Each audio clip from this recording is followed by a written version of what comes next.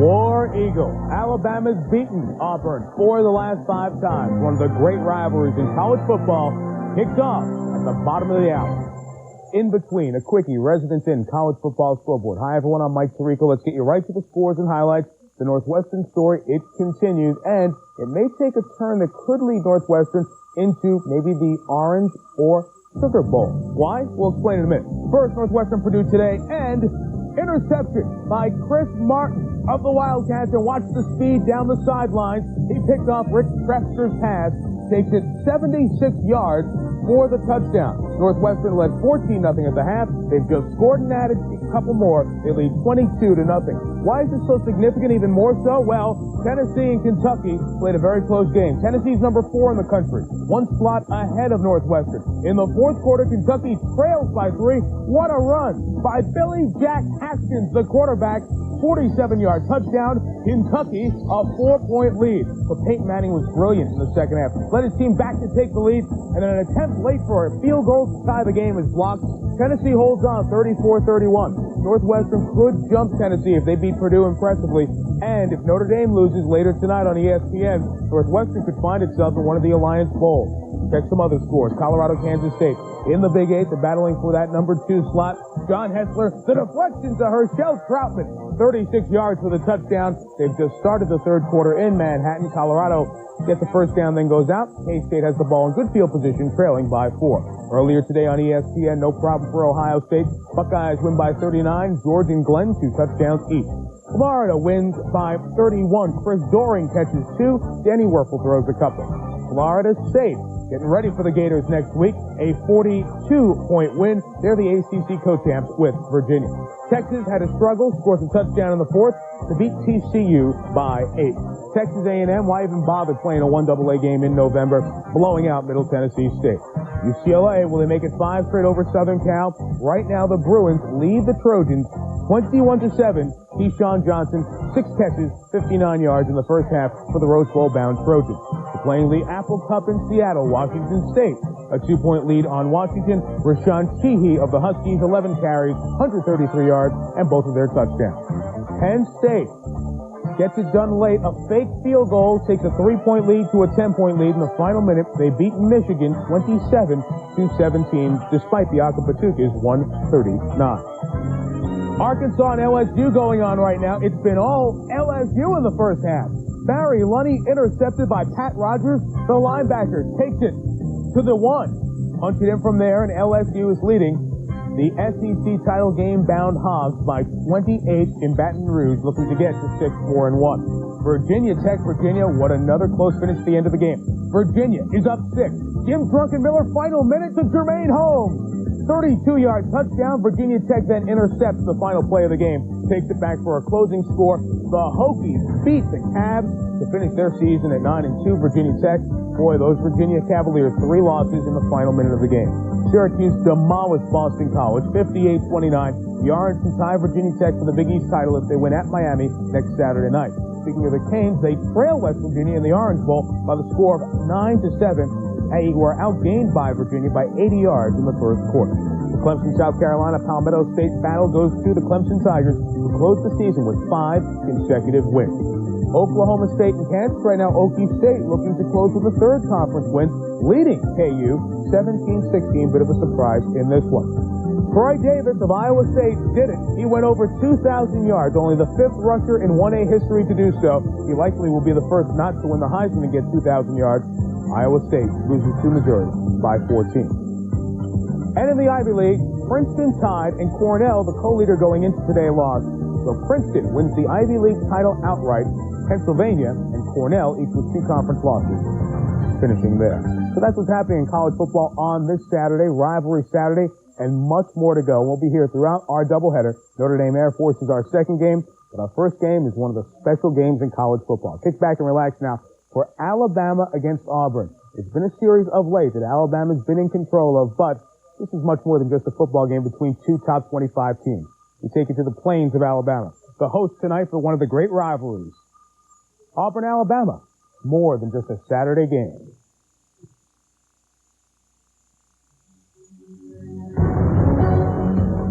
Sit down. Auburn wins. Come on now. special week. Bama week. We want to beat them. We got ripped. We got far 170 scared. Pride and shame. That's all it is. Pride and shame. It's honor and dishonor. It's life or death. Great rivalry in college football. You get to, for nothing else, you get to be a part of one. It'll be a great rivalry. It's the greatest one in the game. For 365 long days, the faithful in blue and orange have pointed to this day. This man would love nothing better than placing his mark on the Bama program by toppling the Tigers in Auburn. To the sights and sounds of those who make this day, this game, this rivalry unique.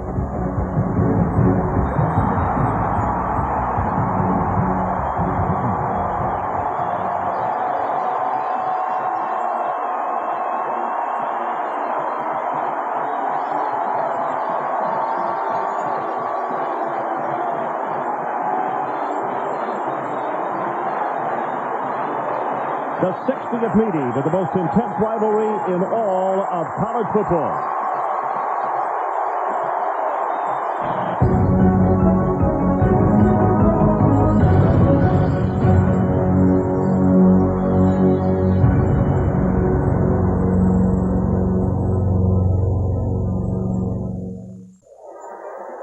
ESPN's presentation of CFA Primetime is brought to you by State Farm Insurance. Like a good neighbor, State Farm is there. And now let's go down to the middle of the field and Matt Gentry for the toss of the coin. Good luck. Let's have a good game.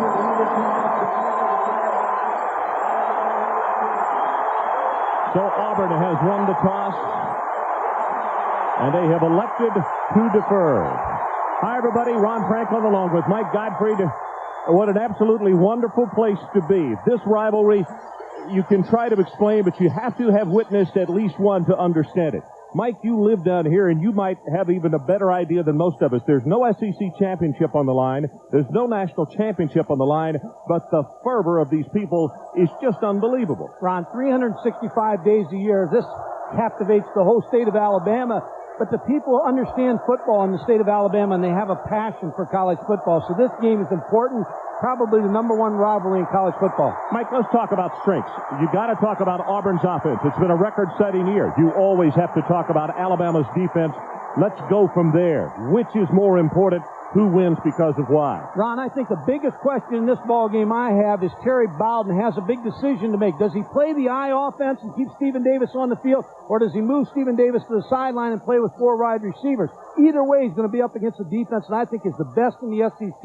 They only give up 106 yards rushing a game. They're equally tough against the pass. It will be tough for Auburn to move the football. Very important guy to us every Saturday evening down on the sidelines is Mike Adamle, and let's check in with him. Mike? Well, thank you, Ron. Terry Bowden said it's the definition of the entire game. Tonight's starting quarterback, Patrick Nix of Auburn, Freddie Kitchens of Alabama. They were teammates back at Etowah County High School here in Alabama.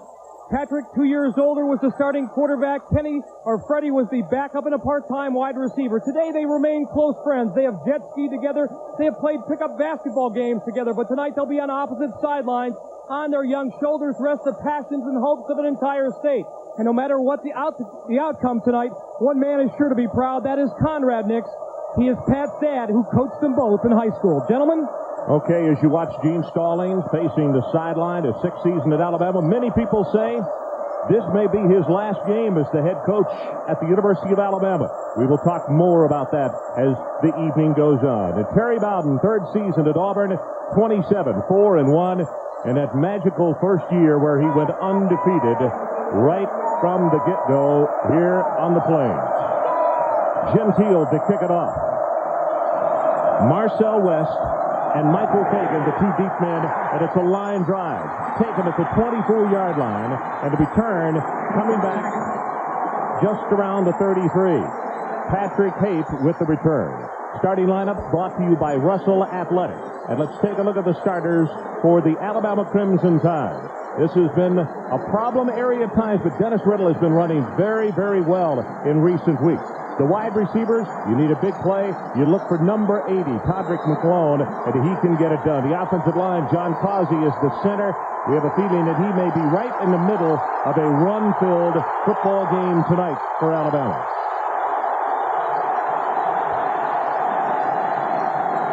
to throw on first down. Kitchens. Ball is tipped and knocked away. Incomplete. So here are the starters for the Tigers of Auburn. Jimmy Brumbaugh. They really need him. He injured his knee. In fact, he re-injured it on Tuesday in practice. He's the young man that had 19 tackles against Arkansas. The linebackers, active group. Marcellus Mostello, though, leads the team in tackles, 121. And in the secondary, Del McGee, he is the best cover guy in that defensive secondary for Auburn. Ron, Jimmy Brumbaugh is not in the ball game. He's not starting. You mentioned he's injured. He's not in this football game, which will hurt the Auburn defense a little bit. 94, Nate Smith is the man who has replaced him at nose guard. And Kitchen does not like what he saw on the other side, the alignment by the Tigers, and Alabama has called a timeout. So let's take a break. After the first play, Tide wants to talk it over. We'll be right back. ESPN's presentation of CFA Primetime is brought to you by Mercury Automobiles. Imagine yourself in a Mercury. And by McDonald's. Have you had your break today? Some of the capacity crowd here at Jordan-Hare Stadium. Just over 85,000.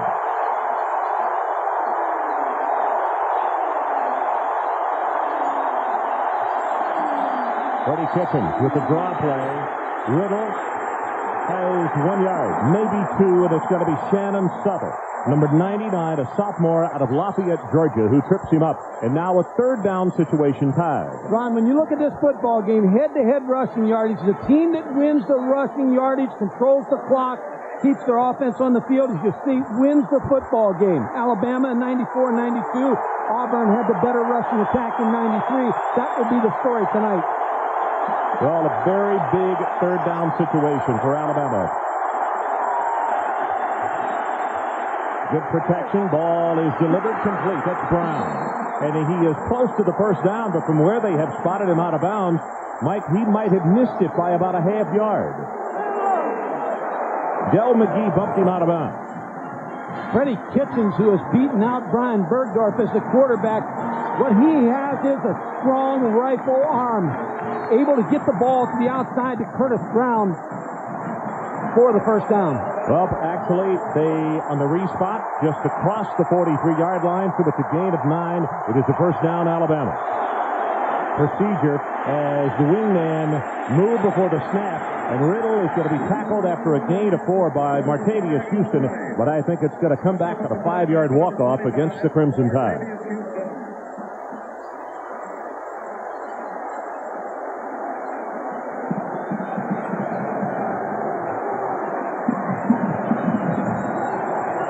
Motion, back, move, Curtis up, 5 yards, previous spot, first down. Ron, you also look in this ball game for somebody to break the game open, and the two game breakers in this game. For Alabama, it's Todrick Malone. We'll count the ways tonight that Alabama gets him the football.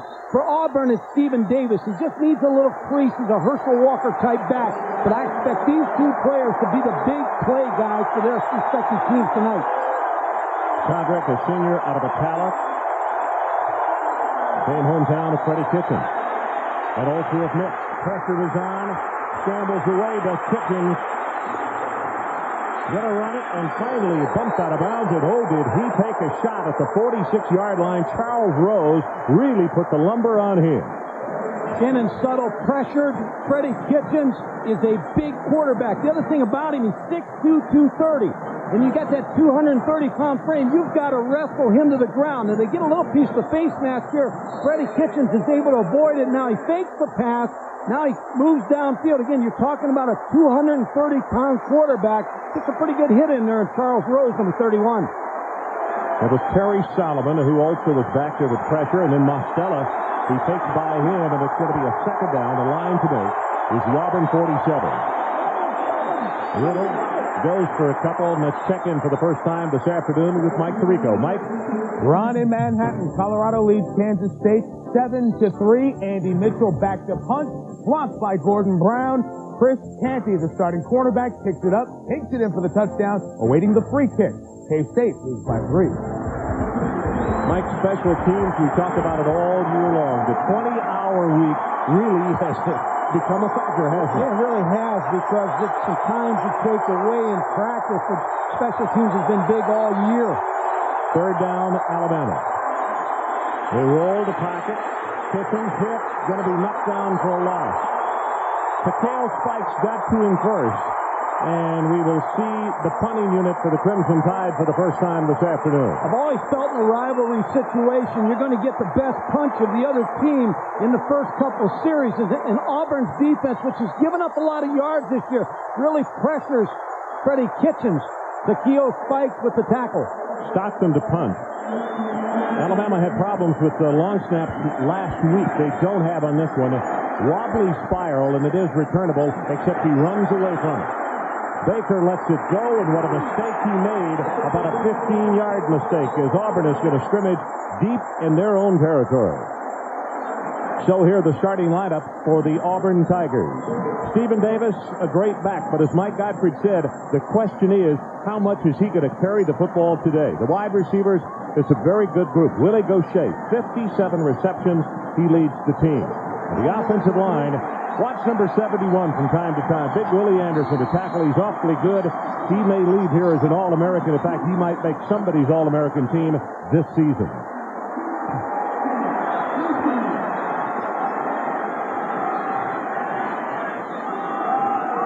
Nix possibly with an audible.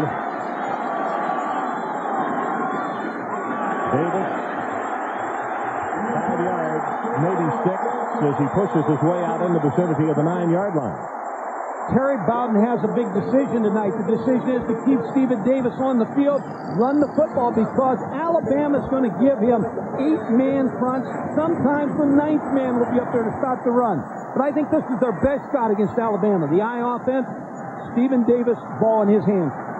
Yeah, Terry Bowden said, when we come up in that I formation, watch one of their safeties lining up with the linebackers. He's very, very tight. Pitches to Davis. Look at the quick pursuit in the backfield. Shannon Brown will be right there. And you can see Matt Parker, number 98, was off the ball and in the backfield almost as quickly as it was snapped.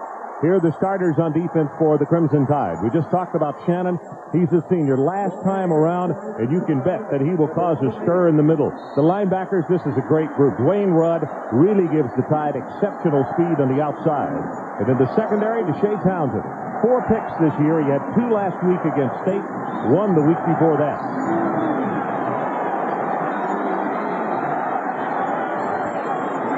Third down, short drop, and he pumps, going to go on top.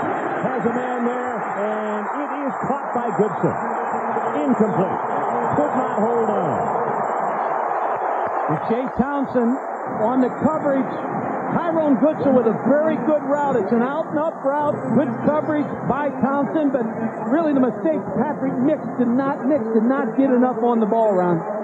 And Alabama's going to end up with good field position. Yep, they are, as Deshae Townsend goes back deep. But the most important thing is look at Hawkins and where he's standing. He's 8 yards deep in that end zone. Alabama's got a knack of blocking kicks also.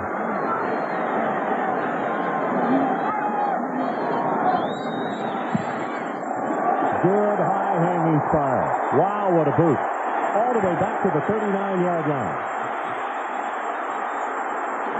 And stop shy of the 45. That is a 52-yard kick. Ball came loose, but it will stay with Alabama. And Anthony Harris downfield on the special team. So let's take a break. 10:31 left, opening quarter. No score. What a magnificent sight on a magnificent evening. Temperature in the low 60s, sellout house. Auburn, Alabama becomes the 4th largest city in the state of Alabama every time they have a sellout. Over 85,000 here again today. They fake the reverse.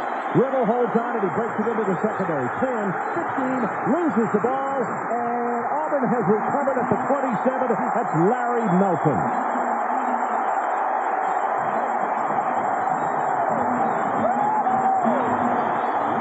Good smart play run by Del McGee, number 24, because Dennis Riddle broke into the second secondary, but Del McGee is going to strip the ball. Look how he's carrying the football. First of all, he doesn't have the ball inside his hand. Larry Melton's going to recover Del McGee, but bad ball handling by Dennis Riddle.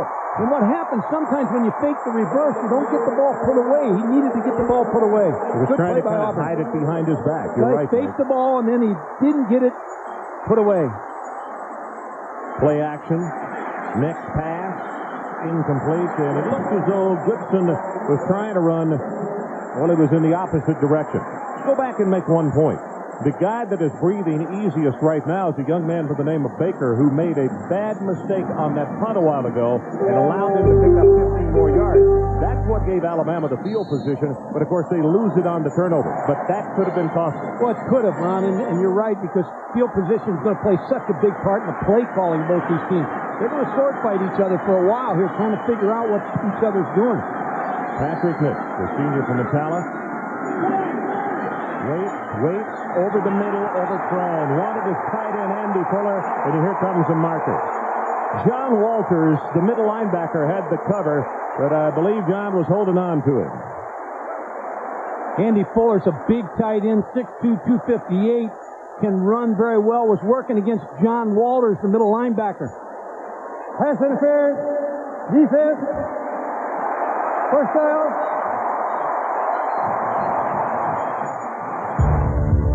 Lou Holtz and Notre Dame need a win to stay in major bowl contention.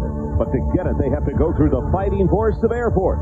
That game is right after this one. Notre Dame and Air Force, next. Ron Franklin, Mike Gottfried, and Mike Adamley. I'm glad to have you with us from Jordan-Hare Stadium in Auburn, Alabama. We have just about played 5 minutes of this one. No score. In what is called the Iron Bowl. Flag is down. Pressure on Nix as he gets the screen pass away. And it's caught and then he steps out of bounds. But I believe that Darrell Blackburn was a little too quick getting off the ball.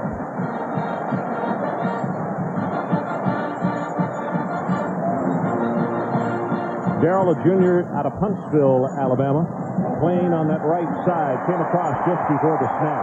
And instead of a loss, going to be a pickup of 5 for Auburn. And Alabama's been a heavy penalized football team this year. They're making mistakes here. The fumble, the interference call, and now offside. I know that earlier this year when we did Alabama, Gene was extremely concerned about that in the fact that one of the ball games, they set a new Alabama record. They had 16 penalties against themselves in that one.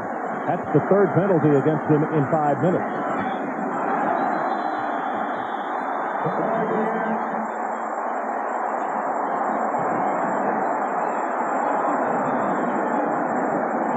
Yep, you can see Auburn applauding.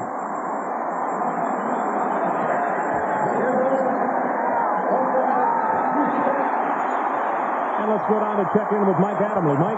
Well, this is something that Terry Bowden has been practicing with his offense all week. It's something called a shotgun freeze. What opposing teams have been doing is timing the amount of time it takes for the quarterback to lift his heel and the center to lift his head and snap the football. They have delayed the snap by about a split second to make sure that the defensive linemen jump off sides, and it cannot time it. Next, possibly with an audible here, is Auburn gets a free first down with the 2 offside penalties. Swings the pass out in the flat. Has it complete. What is it? He holds on and knocks out of bounds around the 50-yard line as Staten was out there to make the hit on Harold Morrow as soon as he caught the ball. Well, Kevin Jackson makes the hit, Ron, but he doesn't wrap up. You can make that hit, and all you're going to get out of the crowd's a woo, but you've got to be able to wrap up Harold Morrow and bring him down. Good contact, but no wrap-up.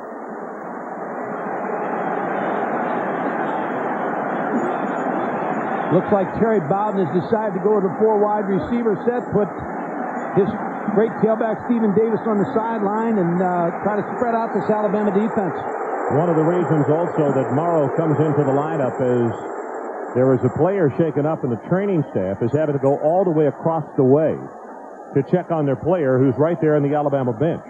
But Morrow has the better hands between he and Davis of the tailback, so you'll see a lot more of number 12, Harold Morrow, in this ballgame. That's the way they elect to go. Well, Stephen Davis is not a great receiver. He's more of a north-south runner, and in this offense, you got to be a little bit more east-west. Here's the play. Patrick Nick's going to just flare the ball out to Harold Morrow, and you're going to see Kevin Jackson come up and stick him, but no wrap-up. He wasn't able to wrap him up, made good contact, and then he waits for some help from Ralph Staten, number 41. And it looks as though that he caught a part of that yard marker, Morrow, when he went down, and he's the player that is still on the sideline across the way.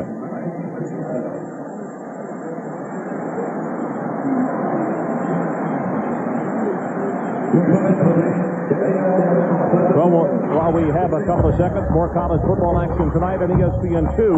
San Diego State and Hawaii. Aztec running back George Jones, who played with a broken jaw against Wyoming last week, ran 27 times for 133 yards and a touchdown. He's only 40 yards to break Marshall Faulk's school rushing record. San Diego State, Hawaii. That's on the deuce.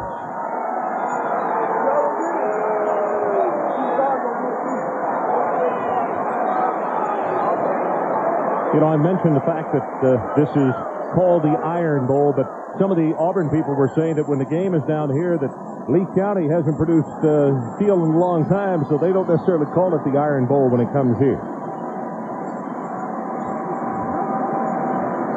Alabama leads this in the 60th meeting, 34-24-1. But at Jordan-Hare Stadium, Auburn is 2-0. So let's take a break. No score. 9:49 left opening quarter.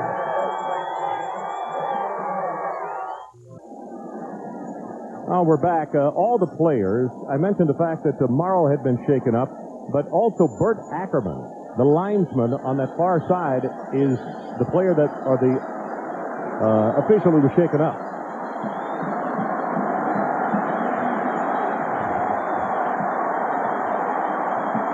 Ron, in this set, Willie Gaucher, number 2, is the key receiver for Auburn.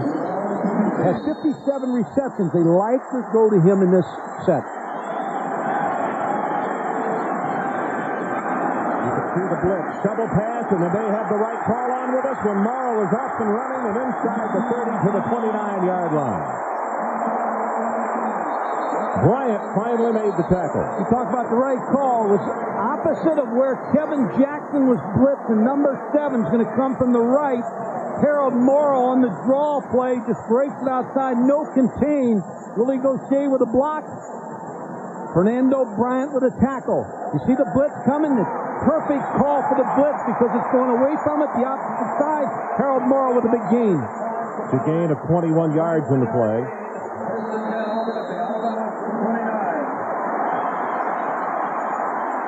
So with that, Davis comes back in the ball game, and Auburn goes to an I formation. Fred Beasley joining him in the backfield.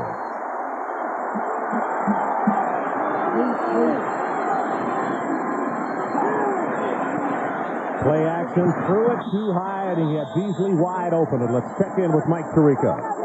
Ron, this McDonald's breakaway takes us out to the Battle of L.A. USC fell behind Washington 21-0. They came back to tie that game behind UCLA 21-0. It's now 21-14. After that, DeLon Washington touchdown. Well, I was a little shocked when I saw 21-0 earlier, but that's a good SC football team. And again, with a rivalry, just like you have right here, 60 minutes, then you have the answer, not before.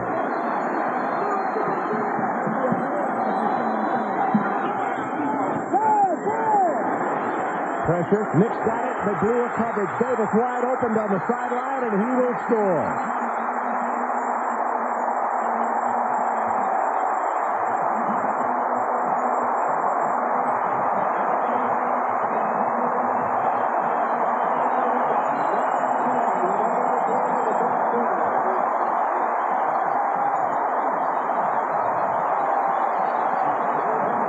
Did you see the grin on Patrick Nick's face? Somebody missed the coverage, and Davis looked like the first guy out to a workout. He caught it and took it in from 29 yards out.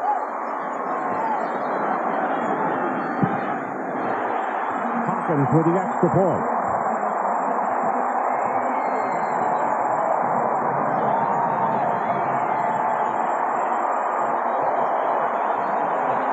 Ron, this play was designed to go to Andy Fuller, the tight end. It's a fake pitch to Stephen Davis, but the tight end's covered. Patrick Nix with pressure finds Stephen Davis, who never stopped on the play. Number 90, John Walters, blitzed on this play. The play was designed to go to the tight end, but Patrick Nix kept it alive. Stephen Davis, nobody picking him out of the backfield. Easy touchdown for Auburn. So Auburn gets both things that they would like to accomplish, and that is using their 4 wide receiver offense, but also keeping their All-American running back involved in this football game. And what you'd like, if you're Auburn and Auburn fans, is you want to put pressure on Alabama's offense to try to open it up. Patrick Nix with good eye movement on that to find Stephen Davis for the touchdown. Kevin Settle will kick off for Auburn. Going deep for Alabama, number 1, Marcel West, and number 26, Michael Pagan. So 7-0. Gentile will kick it off. And how big is it in a rivalry game like this to get the first tally on the board? Extremely important.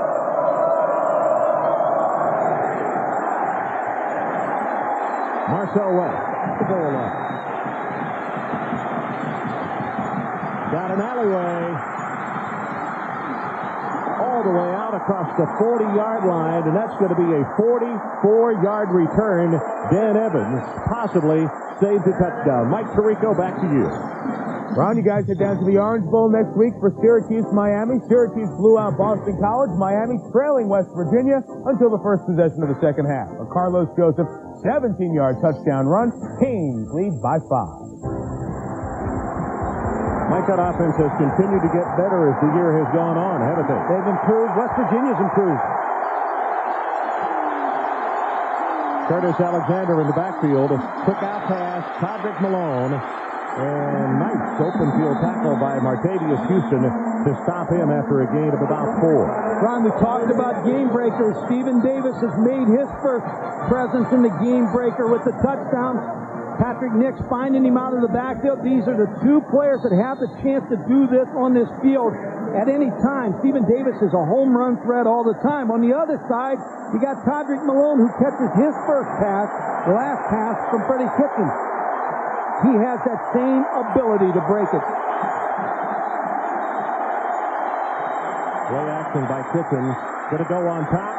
And there's the man, Malone. And he will take it for 6 points. Touchdown, Alabama.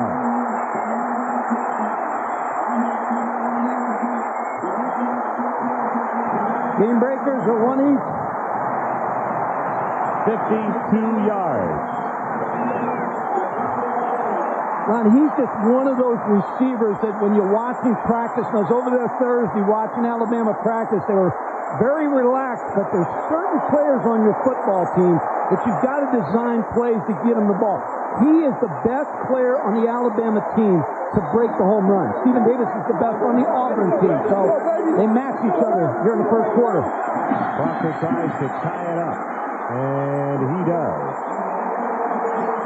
Todrick Malone is going to work against Larry Melton, and Freddie Kitchens, again, with a pretty good fake post route, but what Todrick Malone does a good job of adjusting to the football. Larry Melton did not. Getting 6 points for Alabama. Look at the adjustment by number 80, Todrick Malone. Brought the ball in, good eyes, visual contact with the ball. Now he's got the catch. Now it's not, there's no chance to catch me.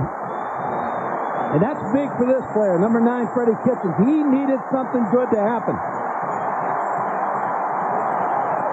Gene Stallings with a smile and a word for Todrick Malone as we're tied at 7. And for the 2 game breakers, here are their numbers so far this evening. 2 catches for Todrick Malone, a touchdown, and then, of course, 3 touches of the football by Stephen Davis, 1 touchdown, so they're even.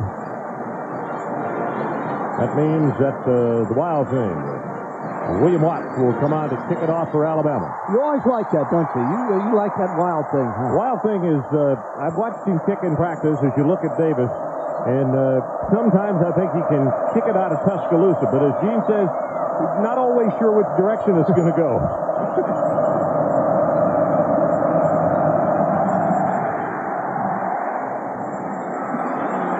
Robert Baker.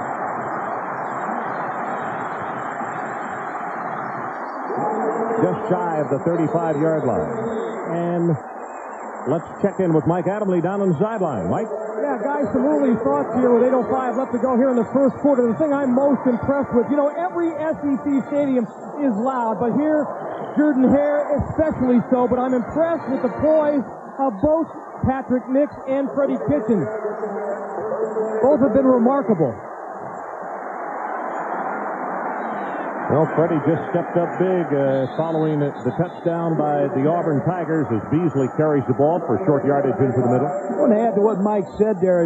This is the kind of game you want to coach in, you want to play in. This is the big game. That's why I don't really give Auburn a big edge in home field, Ron, because in a rivalry football game, your blood should be pumping, and this is the game. It doesn't matter whether this game's in a mall. You want to play in.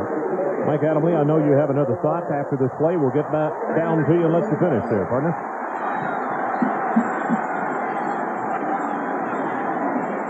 Nix over the middle, threw it behind him, and he still had it complete. That's Robert Baker, and it's going to be a third down. And Mike, back to you.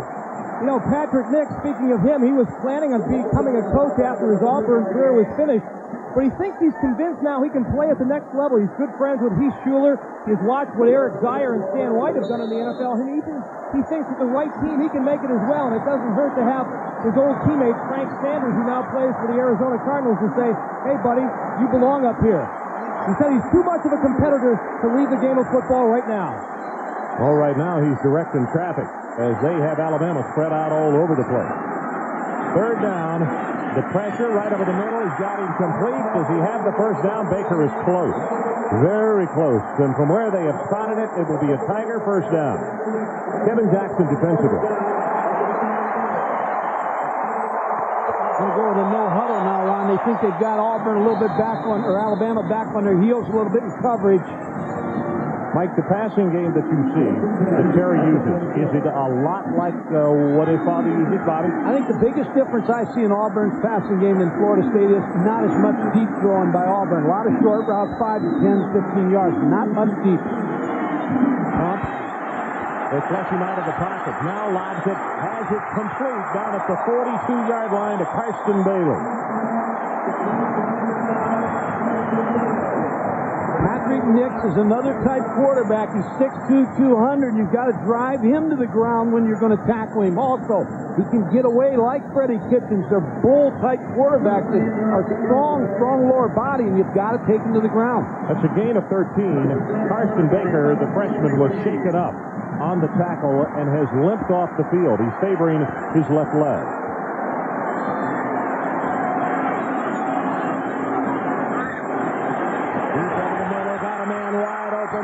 Eric Lowe inside the 20-yard line at 1st and 10 Auburn Tigers.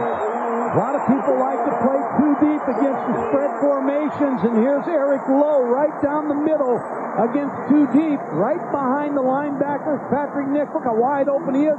Now you're going to see the safeties come up and make the play, but just too late for Alabama. Wide open Eric Lowe down the middle against too deep. Tackled by Cedric Samuel. Well, you see the breakdown between the I formation.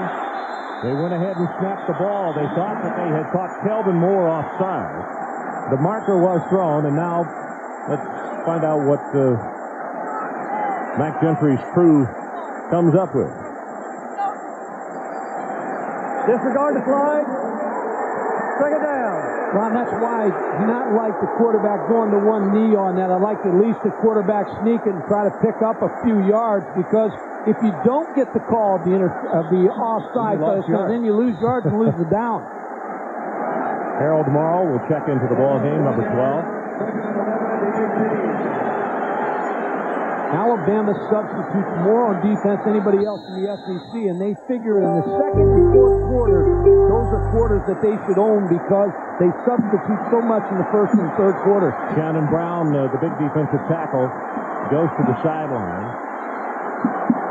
You see 76 in the ballgame. Elbert Brown, they've got him back. He played sparingly last week. And it's a quarterback draw. Has 5, has 10, first and goal Auburn. Excellent call by Terry Bowden. Shannon Robique, the all-conference center, number 56, with a good block. You spread them all out. Your best runner is your quarterback. They caught him in a twist stunt, the inside. Shannon Robique picked up the right person. Patrick Nix for a first down. Now watch what happens. Damian Craig, number 16, comes into the lineup at quarterback. Patrick Nix comes out. And normally Auburn comes to the line of scrimmage and snaps it immediately when Craig comes in.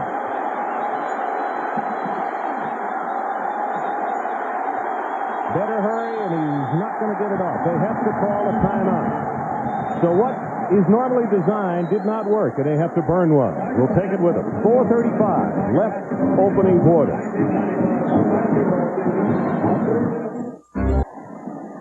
We're tied at 7, just under 5 minutes to play in this opening quarter. Terry Bowden. He was really laboring yesterday on exactly which direction he was going to go with his offense, but we found out. Little combo, but a lot of the 3 and 4 wide receiver set. Damian Craig at quarterback. Pitches to Davis, tries to bounce it outside at the 1-yard line. Couldn't get in. Satan got out there to try to help turn the play back in.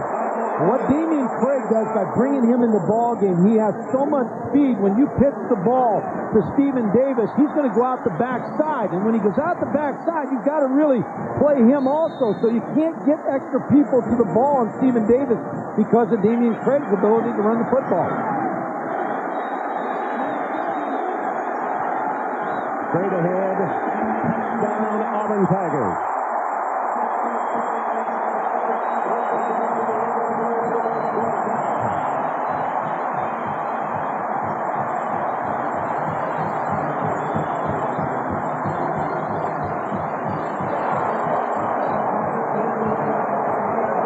So Damian Craig comes in a short yardage situation as he has done most of the year for Auburn. But you see who's the first guy out there welcoming everybody and cheering for him is starting quarterback Patrick Nix. Hawkins knocks home the extra point. And Auburn goes back on top by a touchdown. There's a lot of people felt this Auburn offensive line was as good an offensive line in the country, and you watch them come off the ball. Number 98, Matt Parker, got a little bit too high on the defensive attack there. Shannon Robique, Jason Taylor, Leonard Thomas, a good block to get Damian Craig in the end zone. Patrick Nix got him down there, Ron, with his passing ability and the draw play where he ran it for a first down. Boy, Atala is really playing a huge part in this ball game, aren't he? Todrick Malone is from Atala. Of course, Kitchens is from there. And, of course, Nix is from there as well, along with Ed Sissom. I wonder if anybody's left in the town today. I would imagine they're here watching their youngsters play. And what a part they have played in this one so far. But now it's back to the youngster, Freddie Kitchens, the sophomore, to try to answer what Auburn has just done. Gentile will kick it off. As the defense huddles on the far sideline, it visits with the coordinators. And on the near side, Nick talks with upstairs and his offensive coordinator. Marcel West.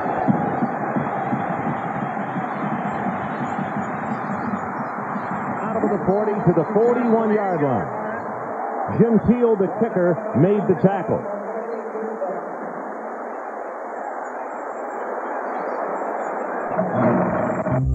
(1993). Patrick Nix came off the bench to spark an Auburn victory. And a perfect season. 11-0. And one more thing. Today I became an Auburn man. Frank Sanders on the receiving end of that one. That magical year.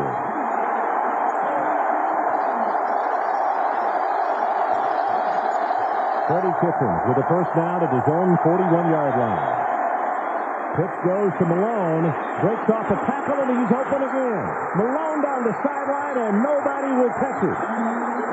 69 yards for the touchdown. He has that ability. Every time he touches the ball, he's like the Florida receivers, the Florida State receivers. He got an excellent block from Curtis Alexander, the young freshman tailback, and Alabama answers Auburn's score. Well, this is a talent night here on ESPN, isn't it? Brought Todrick Malone in motion. Here's the pitch. Number 32 again, Curtis Alexander with a block, and once he breaks that contain, there's nobody going to catch Todrick Malone. Ran through the tackle of Anthony Harris, number 53. Proctor with the extra point. Alabama not known necessarily as a quick strike team, and they've done it twice tonight. Time of possession is going to be very lopsided in the opening quarter, but the score is the same. Well, when you look at this game so far, you look at Auburn. Auburn's defense is suspect, but Alabama's defense, Auburn is moving the football at will against Alabama's excellent defense also. So it's a game of two offenses that are having their way. And I think, Ron, when you look back on this thing, Marcel West and his kickoff returns twice have set up Alabama. Good field position. No question about it.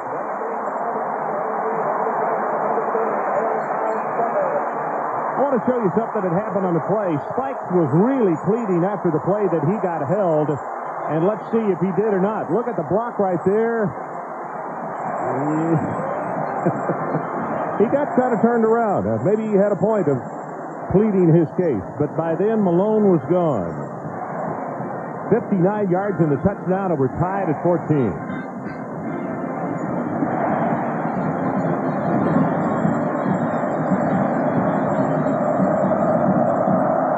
Washington's kickoff. Baker 5 yards deep. He will not return this one. The two game breakers, Ron. Todrick Malone takes a little bit of an edge now with the second touchdown and 115 yards on 3 touches. Stephen Davis back on the field.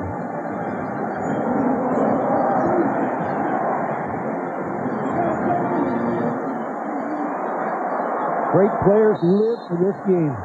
Well, you saw Nix when he came off with the big smile on his face just a while ago. Freddie Kitchens was smiling when he went off the field just a second ago.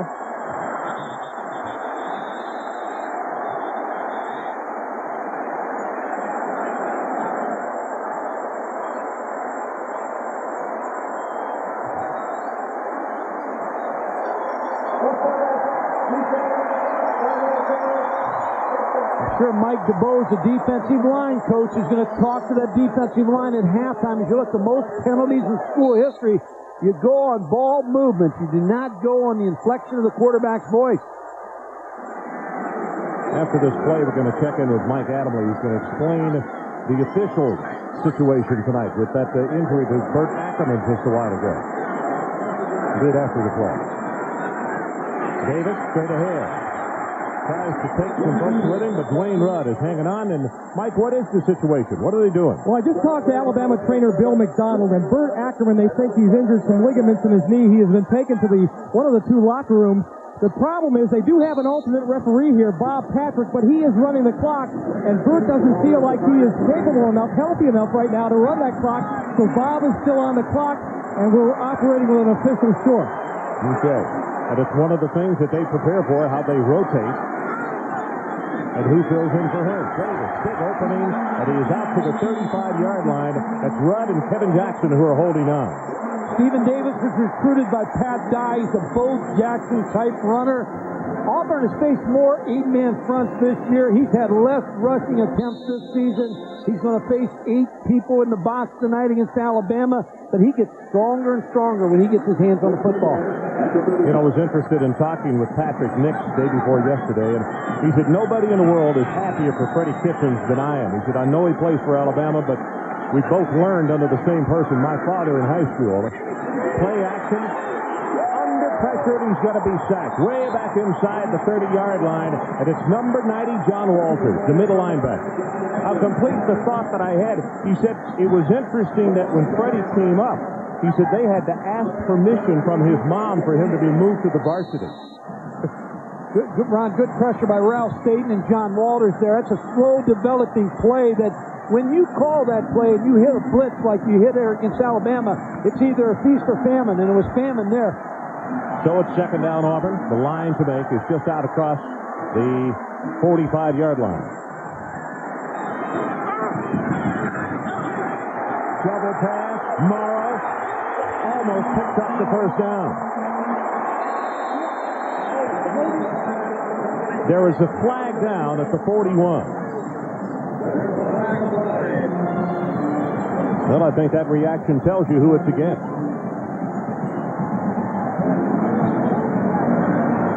Holding, offense, 10 yards, penalty from the Florida foul. Ron, I saw a lot of yelling on the sideline by the Alabama coaches. Now, they were really into that play, and I think they were calling for the holding call there, but really a very well-designed play by Terry Bowden and a good play call on that. The shovel call had hurt the Alabama rush, trying to slow it down. We're looking at big number 71, Willie Anderson. He can play. He's one of the best tackles in the country. He's from the Mobile area. I said, really, how big is this game to you? He said, I can't go home if we lose this. I just can't go home. Pass over the middle, has it complete. It's a 38, but Gaucher. So that's 58 receptions for Gaucher this year, but Mike, oddly enough, 58 catches, he just still doesn't have a touchdown. Well, it goes back again to the pass offense of Auburn, and as you watch it develop in this ball game, it's medium-range passes, not a lot of long balls where you're going to get a lot of touchdown passes like Bobby Bowden at Florida State, where they hang the ball up a lot in the end zone, deep throws. A more medium-range passing game by Auburn. Rips it over the middle, and boy, that thing could have been picked off as Gaucher had it slip between his fingers. Mike Adamle, let's check with you. Well, Ron and Mike, I think the other amazing statistic about Gaucher is the fact he is the boundary receiver and not the field receiver. It means you have less room to work with. And last year when Frank Sanders was catching all those passes, he did it as the field receiver. So I think it's even more impressive what really Gaucher has done this year. Well, that's for sure. Well, Ron, what happens a lot of times, you're on the backside and the short side away from the three receiver, so you really get single receiver coverage. So it's a pretty good position to be in. Another good driving kick. Townsend with a fair catch, and he makes it inside the 25.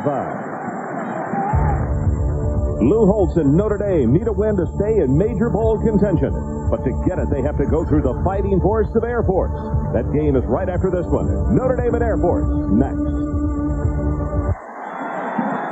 Ron Franklin with Mike Gottfried and Mike Adamle coming to you from Auburn, Alabama.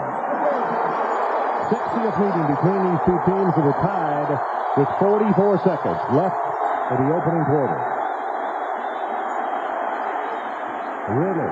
And Mike, quite frankly, I thought we would see him already a dozen times tonight, and it hasn't been the case. Well, what's happened, Ron, is Auburn saying you're not going to beat us running the football. So they're crowding 8 people and sometimes 9 people to stop the Alabama running game, which means Todrick Malone, Curtis Brown, one-on-one, man coverage on the outside. So really, your best bet if you're Alabama is to take Curtis Brown, Todrick Malone, throw the ball outside. Clock runs just about out of time in his first stanza. Kitchens with a play action on second down.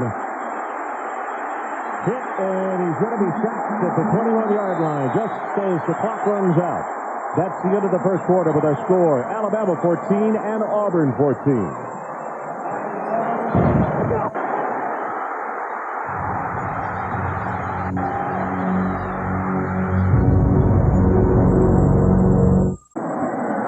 Well, if anybody had told me coming into the ballgame we would have had 28 first-quarter points scored in this ballgame, I would have said, no, I don't believe so. Wouldn't you, Mike? Well, they've really opened it up. Both teams opening it up more. It's a rival game. You save some things for the rivalry. Kitchens over the middle. Patrick Malone can't hold on. Threw it just a little bit behind it. Anthony Harris was trying to cover on the play.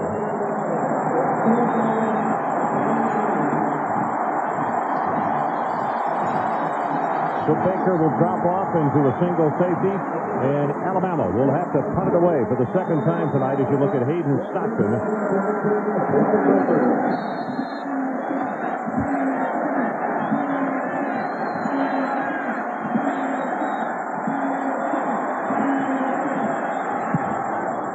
Nice driving spiral.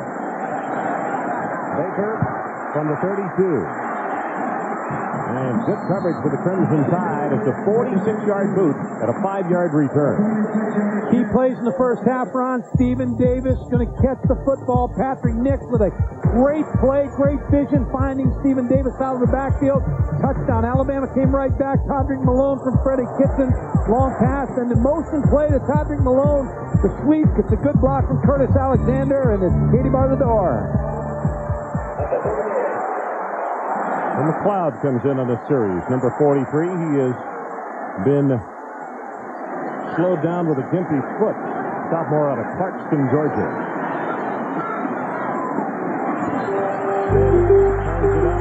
Turns it up. 5, 6, maybe 7 yards in the play. Eric Curley is down at the bottom of the stack. Eric is a sophomore out of Birmingham. Deshae Townsend, you saw him looking back for the defensive signals from the bench. He also has a 90-yard block kick return for a touchdown. As we mentioned, he's got 4 interceptions, 2 last week against Mississippi State. Alabama shifting on defense. Davis right up the middle. You see number 7, Kevin Jackson. We have him already for 5 tackles in this ballgame as a junior out of Dothan.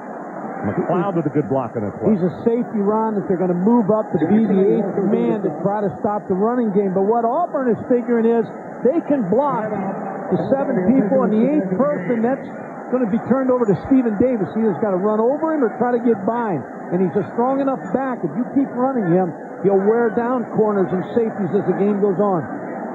Mike, you have to wonder, with the kind of offense that Terry Bowden is trying to get going here at Auburn, if they will ever have another big back like a Stephen Davis, because the big back doesn't fit into that kind of play, really, does he?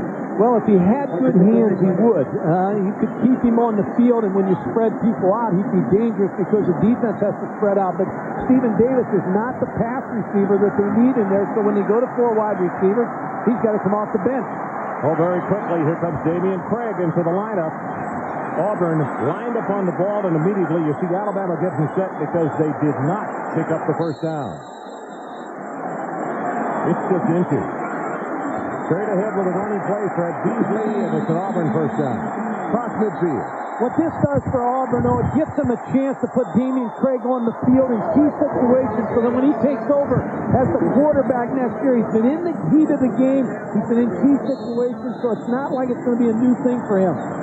Sophomore out of Pritchard, the heir apparent to the starting job here at Auburn, and is really a great-looking athlete.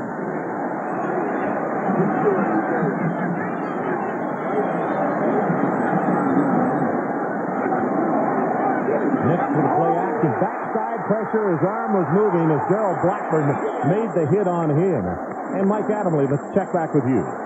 You know, Patrick Nix and Damian Craig, Auburn's two-headed quarterback, not unlike guys in situations Gene Stallings had a couple of years ago when Jay Barker was playing great at quarterback, but he also had the talented running abilities of David Palmer to draw from, and using David much the same way that Terry Bowden employs Damian. An added threat inside the red zone or anytime you got short yards kind of reminded me what Bill Cowher did with Cordell Stewart the other night. Yep, that's right. Mike, they said his arm was not going forward, so it's counted as a sack. So it's back to the 46-yard line. Pass complete over the middle, and let's check in with Mike Tirico. Ron, Southern Cal down 10, mounting a comeback. 20-play, 82-yard, 9-minute drive. Brad Ottman to Tyler Cashman. They go for 2 and miss. So UCLA leads by 4. We welcome those of you who watched now bowl-eligible LSU shut out the West Ham, Arkansas by 28. 28-0. So Arkansas gets shut out, and they are headed to the SEC championship game. Wow. Let's go scramble. He's got a lot of room to run, and now gets to the way. Was he over the line of scrimmage? The official looks back and says no. And Eric Lowe will take it inside the 20-yard line. Matt Gentry stood at the line to make sure that it was not an illegal forward pass, and no flag was thrown. Well, Ron, you always tell your linebackers and defensive backs, you never leave a receiver until you're sure that quarterback's running down the field. Eric Lowe just gets the floating pass from Patrick Nix for the big play, and Auburn's inside the 20, but defensive backs and linebackers never leave their man when the quarterback still has a chance to throw the football.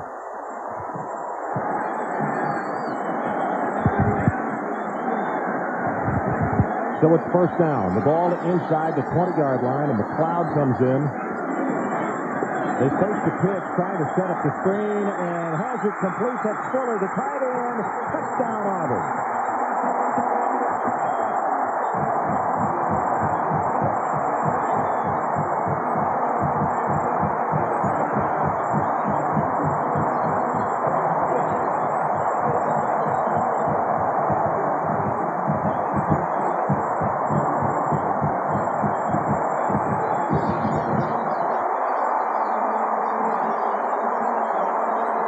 Yards, and Fuller with the touchdown as Hawkins tries to make it 21-14.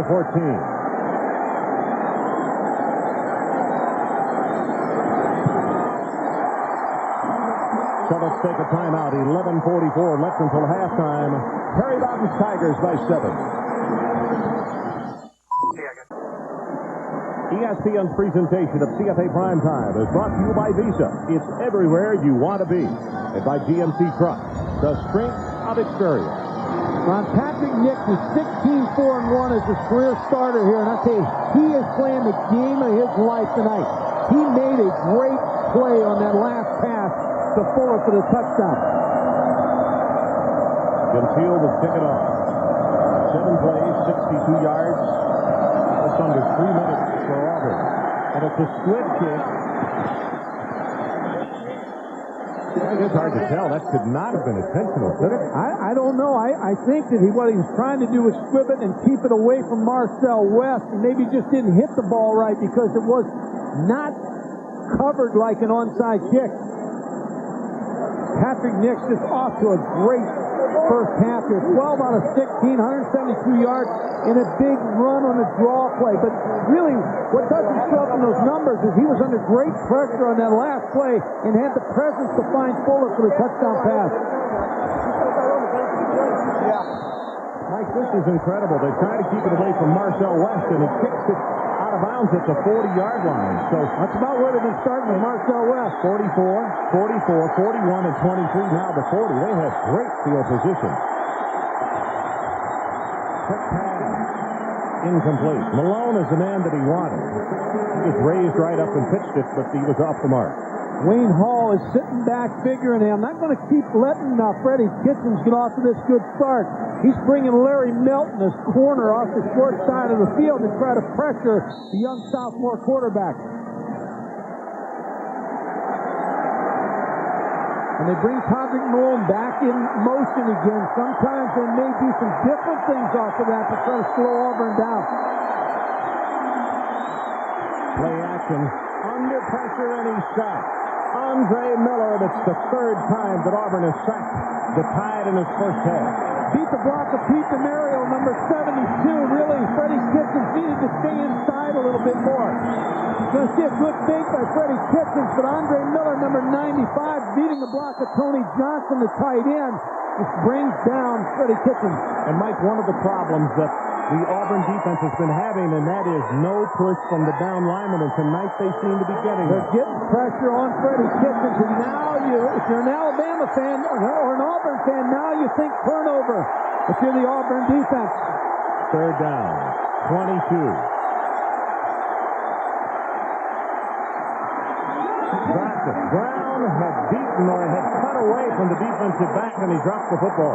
Dell McGee's the best defensive back for Auburn, and they put him on Curtis Brown. Made a pretty good play on Curtis Brown because the ball was right on the money. That was a good series for the Auburn defense. Back-to-back good defensive series for the Tigers, trying to grab the momentum in this ball game. They lead it by 7. This is Stockton, and he is preparing to kick it away to another number 18, Robert Baker. Good high flyer. Baker fumbles it. I don't believe he's still on his feet. Loses the football, and they had whistled the play down at the 21-yard line. 51 yards in the kick. I think Robert Baker would have rather they blew it quicker than this because he takes some shots on this play. Fumbles the football, picks it back up, takes a hit. Really doesn't go down here. Still not down. I don't believe he was down the whole time. He never was down. Quick whistle on Robert Baker. Then the ball was lost. So it's going to be first down at the 21.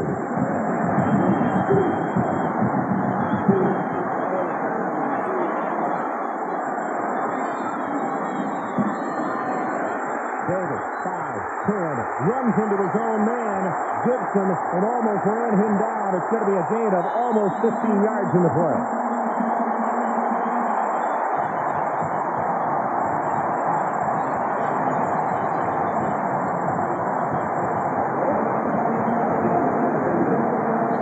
Stephen Davis following this big offensive line of Auburn. Willie Anderson, number 71, opening it up.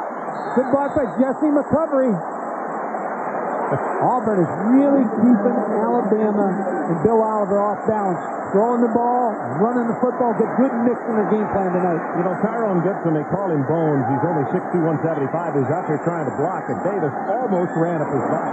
As you see, Nick probably had his foot stepped on by an offensive lineman. What happens usually, a center or guard trying to get back, trying to cheat back, or sometimes step on the quarterback for not quick enough getting out of there. That's what happens. Check with Mike Adamley, Mike. And Auburn may stay in this I formation with this 21-14 lead a little longer than Terry Bowden would like because they have lost not only the services of Carson Bailey, who is out right now with a sprained left ankle, but also Willie Gaucher. You remember that pass that he dropped at the end of the first quarter where he dislocated his finger on it? He's been taken to the locker room, so he may be done for the night. So Auburn getting low on receivers is hit from behind and knocked down is mixed again, and that's 3 sacks by Alabama in the ball game as Blackburn gets to it. Trying to keep substituting defensive people in. They play 6 to 7 to 8 defensive linemen, always moving them around. Darrell Blackburn trying to get that extra push late in the second quarter. But you know, Mike, the dangerous thing for Auburn is, at least 2 of the sacks that I remember, he's been hit from the backside, and at left tackles where you got to have the maximum protection because you lose the football. They try to set up the screen, and they do. Morrow. Boy, he takes the shot at the 30-yard line as Moore is there, and also Andre Short, number 23. That was a good series by the Alabama defense, answering the good series by the Auburn defense. Great first half, Ron. It's a great first half of college football. Both sides of the ball. Great effort out of the players. Goss drops off in a deep safety as Hawkins will kick it away. Auburn 21, Alabama 14. Not quite as good in this kick, but he kicks it away from Goss. It takes an Alabama bounce, and it is tucked dead inside the 40. So let's take a break. 8:08 left until halftime.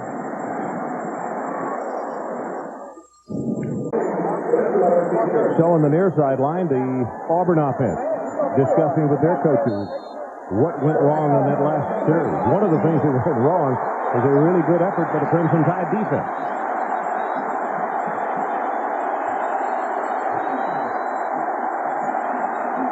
Malone in motion. They pitch it to him, and now they come with a reverse. This is West. And going to be shoved out of bounds at the 34-yard line. That's going to be a loss of about 4. Terry Solomon. Well, now for our Sega Sports students of the game from Alabama. Marion Reyes, a sophomore cornerback. He is a 3.0 in mechanical engineering. And from Auburn, senior kicker Matt Hawkins, a 3.9, Masters in Business Administration. Sega Sports congratulates these fine student athletes.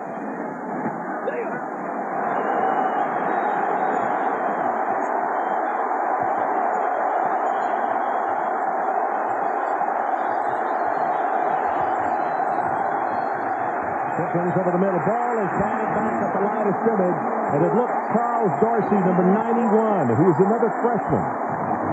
Got up and batted it away. This is the best I've seen Auburn's defense play in a long time. Wayne Hall, the defensive coordinator, with a good job on Freddie Kitchens. Charles Dorsey, you see him with his hands in the air. Pass rushers, when you get stopped at the line of scrimmage, get those hands up as high as you can. Make the quarterback throw around you.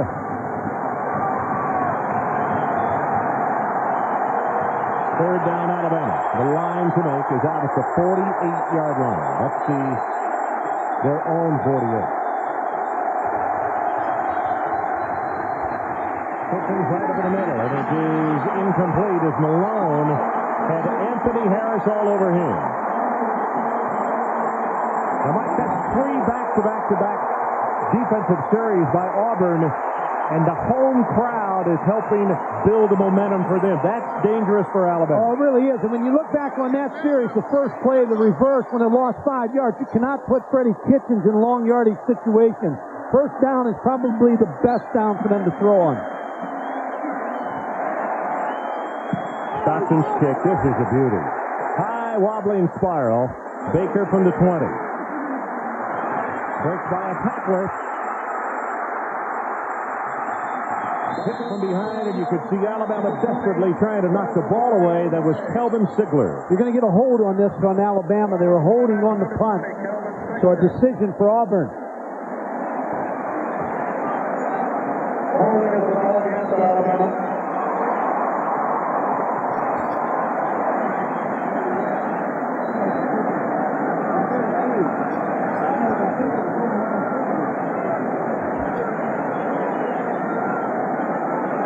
Well, Mike, you're exactly right as they get Nix back out on the field. It's on Eddie Hunter, number 47.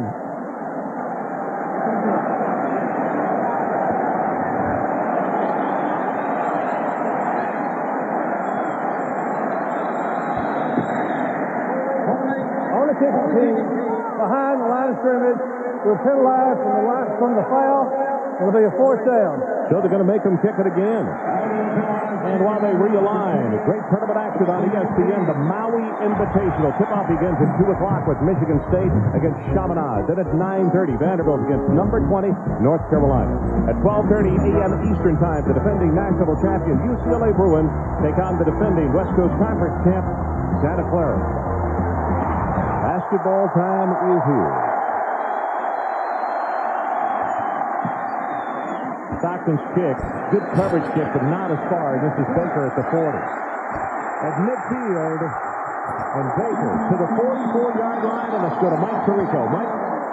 Ron, Kansas State down 3. They come up with a bizarre play on a touchdown drive. The quarterback, Matt Miller, to Mitch running. That's the forward pass. This is a backwards pass. So it's legal. They work it down closer. Eric Hickson runs it in from a yard out, battling for the Cotton Bowl bid. K-State by 4. I remember that one from our side yard. You drew it in the dirt. But I'll tell you what, it worked pretty well drawing it up on an after advice. Bill Snyder really knows how to call the game for Kansas State. That holding penalty on Alabama on the punt cost them about 25 yards. They're making the mistake. Auburn is not making mistakes in the first half. Alabama's made the big mistakes in the first half. We saw that shot of Gene Stallings in the sideline and the grimace on his face. And the one thing he was frustrated about this year is what we've talked about in the first half, and that is penalties. Penalties have killed him in this ball game so far in the first half. Really set him back. Second down, Davis runs right into the linebacking core, and that's tough territory right there. Rudd is the man who's holding on to him, number 87. Wayne Rudd's an outstanding linebacker. When I was talking to Terry Bowden the other day, he said he's the best linebacker we faced all year. Number 44, Wayne Rudd. He's 6'2", 232 pounds. He meets Stephen Davis. Number 87, Wayne Rudd. Tommy Tuberville is wishing that he had been able to get this young man. He's from Batesville, Mississippi, which is only 26 miles from Oxford. And Auburn calls a timeout. Still will take it with him. 6:09, less until halftime. We'll be right back. Classic next weekend, November 24th to 25th in Bailey's Memorial Coliseum. 21-14, Auburn leads. 6:09 to play until halftime. As 35 points in the first half of this one. Got a lot of people shocked, but they have really been entertained. As both teams have opened it up in this opening stanza. Hand is coming at wide receiver. He's only caught one pass this year, but Auburn is getting a low on receivers because of injury. Blitz coming from safety. That's all. That's a lateral. You better go cover it there, Harold, tomorrow. What are they going to say? Incomplete forward pass, it would appear. Good coverage by Bill Oliver in Alabama there. They knew exactly where Patrick Nick was going with the football. Ron, you bring up a good point because when you try to run the four-receiver set, you lose a Willie Gauthier. You're not as efficient without Willie Gauthier in the lineup. Here's the pass to the side. I think it's forward to Harold Morrow. Dwayne Rudd on the coverage. Plus the fact Karsten Bailey had been playing, although a freshman, had been playing quite a bit. Good high coverage kick. Deep man will run away from it, and now Auburn will down it inside the 5-yard line. For the first time tonight, if Poland gets it, for the first time tonight, Alabama will have to scrimmage from deep in their own territory. And let's check in with Mike Tirico. Against the best defense in the nation, Ron, Colorado with surgeon-like precision, a $120 down the field. John Hessler to James Kidd. Touchdown Buffaloes in Manhattan. 64 seconds left. Colorado leads by 3. Okay, State is really gotten where they played them tough. Like we had that game 2 years ago. Tonight we were out there doing that one. And K-State came close in that one.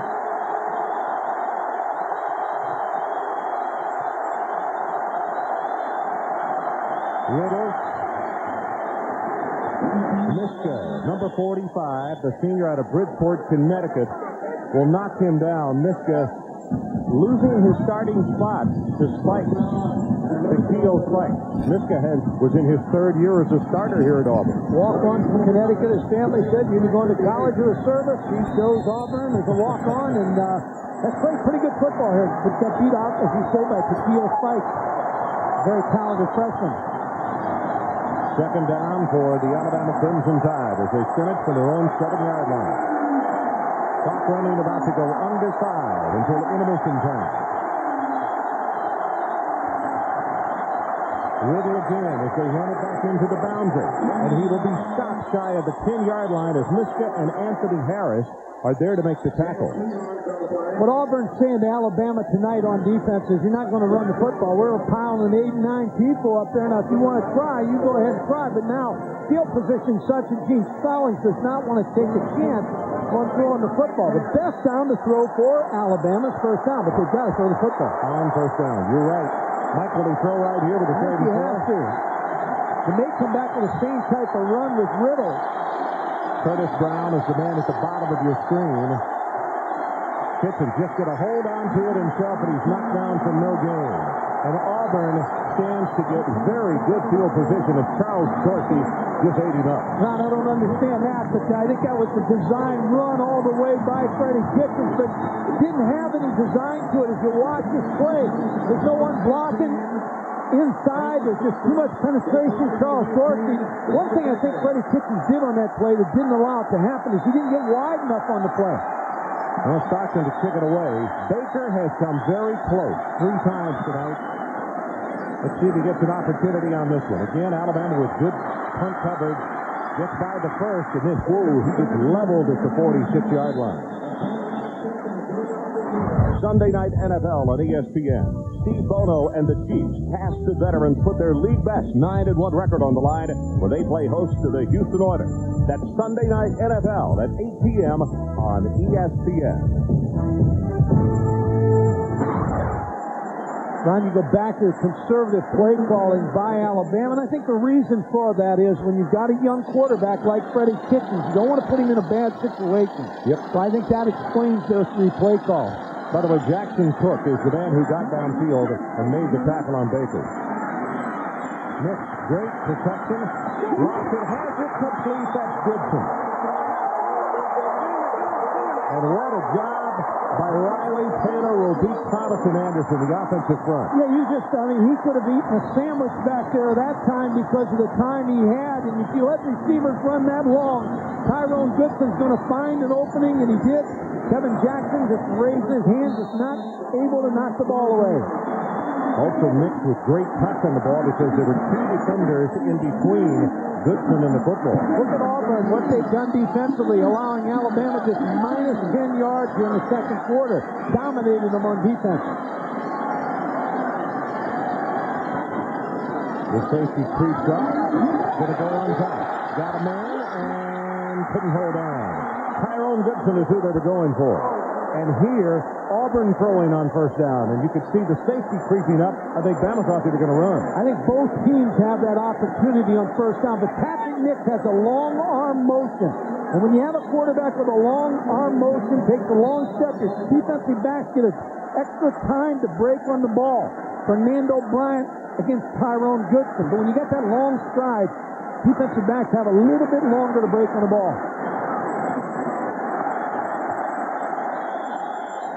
Ozell Powell just kind of walking around in the Auburn backfield.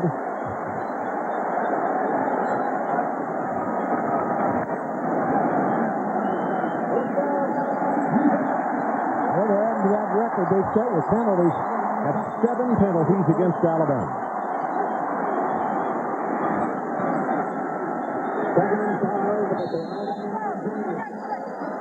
7-1 the numbers as far as penalties. First half has been totally Alabama has made penalties, mistakes, turnovers. Auburn's played air free. Nick 14 of 20, 204 yards and 2 touchdowns. And they go with Davis. Little misdirection. Cuts it to the left side inside the 15-yard line. And that is an Auburn first down. As Cedric Samuel had to come up on his free safety position and make the tackle. And they're running right into the student section right here. And they are loving it. Ran right behind Shannon Robeach. He's the glue that holds this Auburn offensive line together. 44 straight starts to the center from Baton Rouge.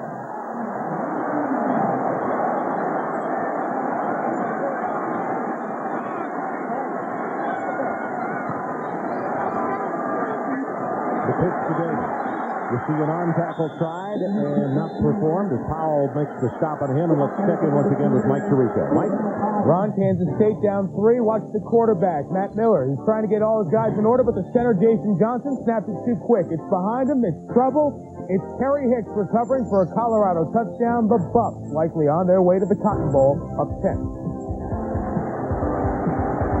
Boy, that's a surprise when that happened. The only other play that I've seen like that this year is when North Texas, but the punter hadn't gone in the ballgame and the center snapped it. Now, that was a real surprise. The fan tried to punt it out of the end zone. Let it go, or they fit the running play, and the pass, and Beasley never turned around. And look at Tyrone Goodson saying he held on to me. And there was Kendrick Brown who they let through in the pass rush. Fred Beasley's really a tailback playing fullback. He's 6 foot, 205 pounds. He's not the style of fullback you'd expect here at Auburn. He's a tailback playing that fullback position. But he has good speed, good hands.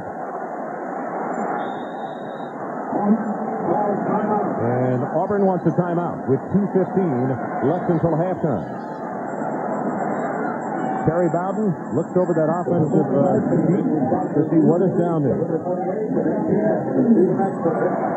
Where you look for Auburn to go here is the number 82, Andy Fuller. And that's Andy Fuller standing there listening to what Terry Bowden's calling. But the tight end down here, Andy Fuller's been a key target for him in tight end situations down here inside the 15-yard line.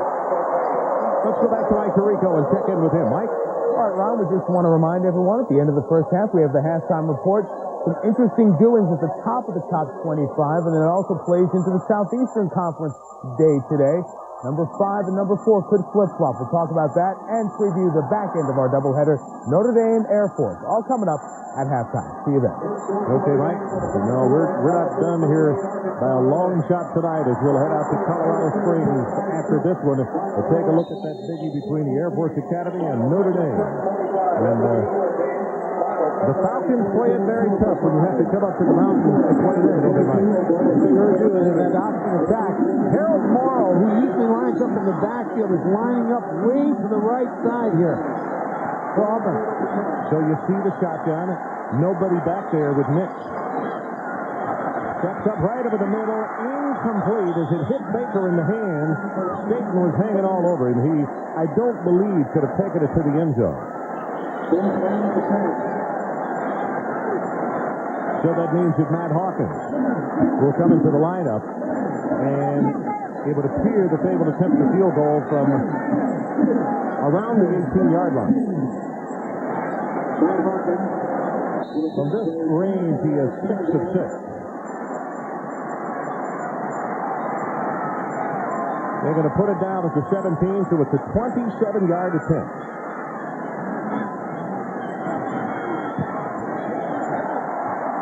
And he got it. And the Auburn Tigers go up by 10 points, 24-14, with just over 2 to play.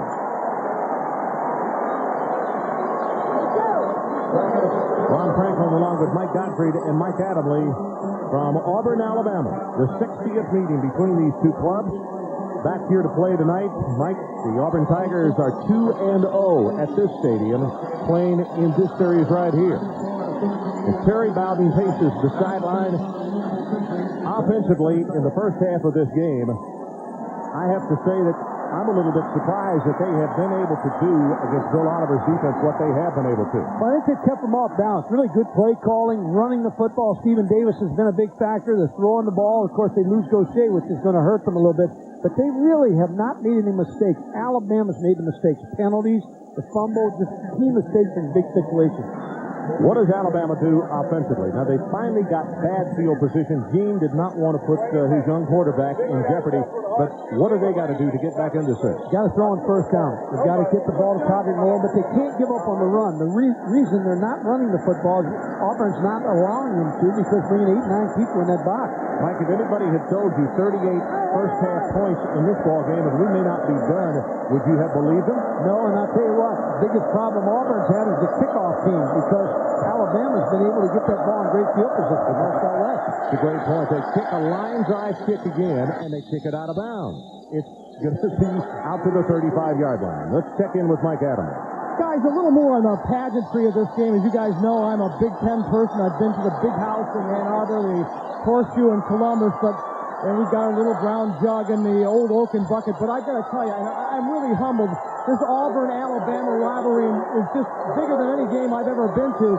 Just this morning, walking over to the stadium, people don't just say hello. They greet you instead with hello, War Eagle, hello, Roll Tide. I've tried to read hundreds of books about this rivalry, but I've given up trying to comprehend this thing that's so full of culture and history. Instead, I'm just laying back and enjoying it. I'm having a great time on the sideline. That's a fun place to be, Mike. It really is. Kitchens drills the pass, complete, and he'll step out of bounds just across the 45 as Todrick Malone continues to actually help carry this Alabama offense. That's the down to throw on, Ron. First down for Freddie Kitchens. And adding to what Mike Adamley says, right after they teach the ABCs in the school systems here, they teach Roll Tide and War Eagle, either one. And people live to yell at this game.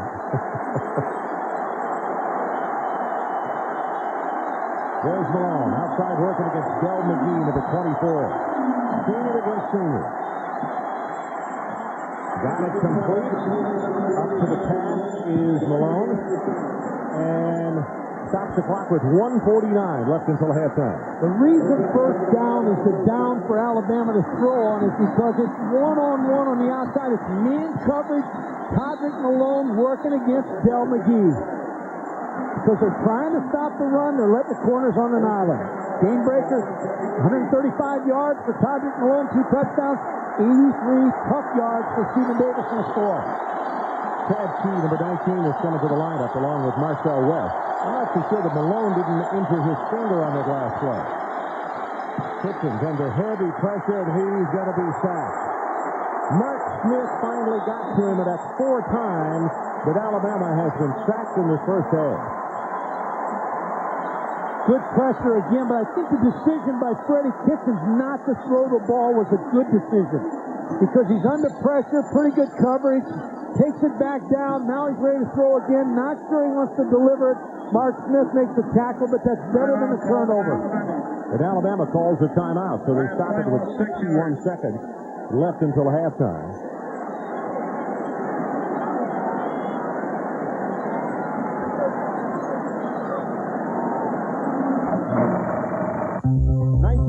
Bear Bryant needs one win to become football's winningest coach. Lenny Patrick had what the Bear called the greatest run I ever saw. To preserve the win, Bryant has number 315, passing Amos Alonzo Stagg to become number 1. There you see our situation, 24-14, 61 seconds left. And Ron, there's a lot of people that wonder whether this is Gene Stallings' last game tonight. I talked to him Thursday on the practice field at Alabama, and I can tell you this: he's relaxed in this setting. He was Thursday, and I think in this ball game tonight, I don't know if he's made a decision. He told me he wants to take a week, and he wants to sit down and think about this thing. Does not want to make a decision while he's tired, but I got a feeling when you look at his record, 10 wins season, he may be tired of this. And when he doesn't really come out and say, I'm coming back, it makes you think that he's not going to be back. Plus the fact that new place in Paris, Texas is now done. It's ready. And I'm not so sure that he's not ready to kick back and enjoy family. And he's got a president who's going to retire. He's got an interim AD. He's got an unsettling situation at the university. Little in motion.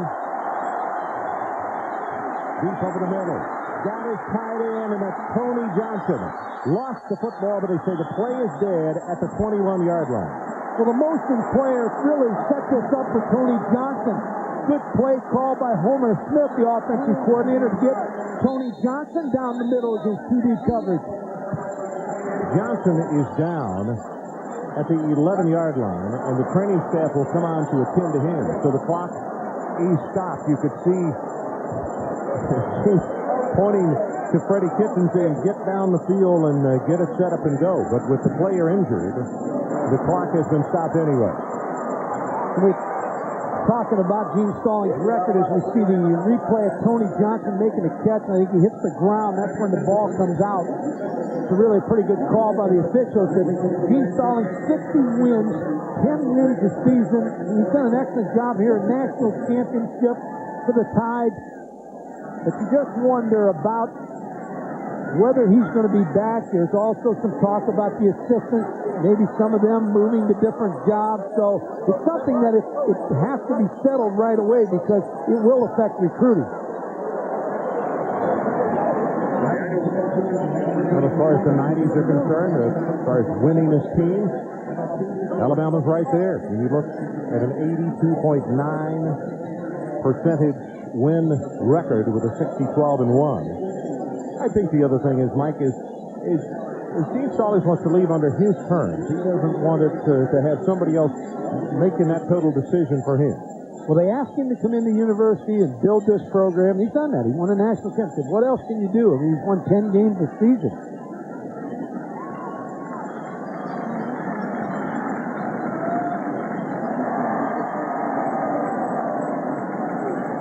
Tony Johnson still down at the 11-yard line. The biggest stoppages in play in this first half have been because of injuries. One to an official, and now to Johnson, and he is up, and they're helping him off the field.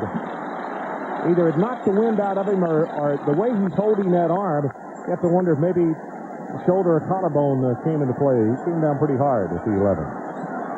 GMAC halftime report coming up next. We've had some shockers again today, some near shockers. And we'll bring you up to date on all of that. Plus a preview of what's after this game. Notre Dame Air Force. They fake the reverse. This is Ritter. And he goes inside the 20 to the 18. Alabama still has a timeout yet, Ron. I wouldn't use it here.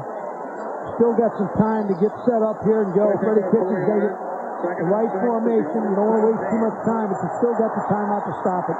Curtis Brown to the bottom of your screen.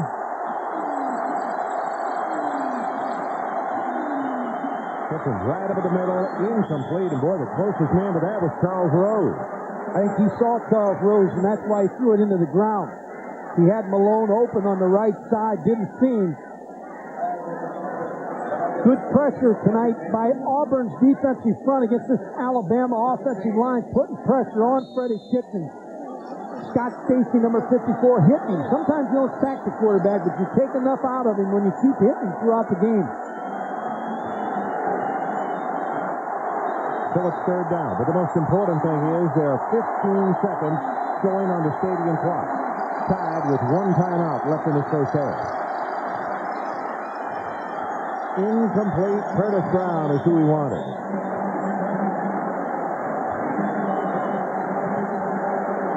So here's the situation. Proctor. And Gene Stallings has got to show all the confidence in the world in this young man. He can't hop off board right now, but he's missed his last five, Mike. Tom, when I was over there watching practice the other day, Randy Ross, who's the recruiting coordinator, worked with him, brought out old tape, showed him the tape when he was doing well. Mental imaging, just trying to see himself successful. Let's see if it works. 35-yard attempt. Good pass, he missed it. To the left.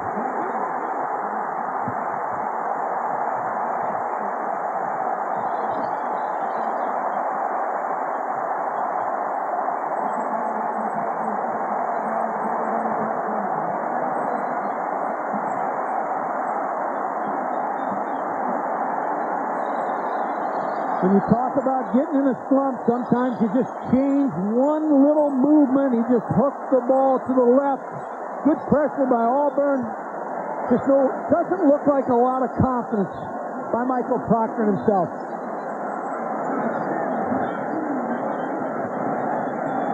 Well, and Alabama had set that up nicely, that if they didn't get the touchdown, that they would get the three. But as we head to the locker room, and it's halftime, our first half score, Auburn 24 and Alabama 14. Right now, let's join Mike Tirico for the GMAC halftime report. Mike. Deep breath, guys. Great first half. Alabama won this game 21-14 last year. The Tigers at home lead by 10 this year.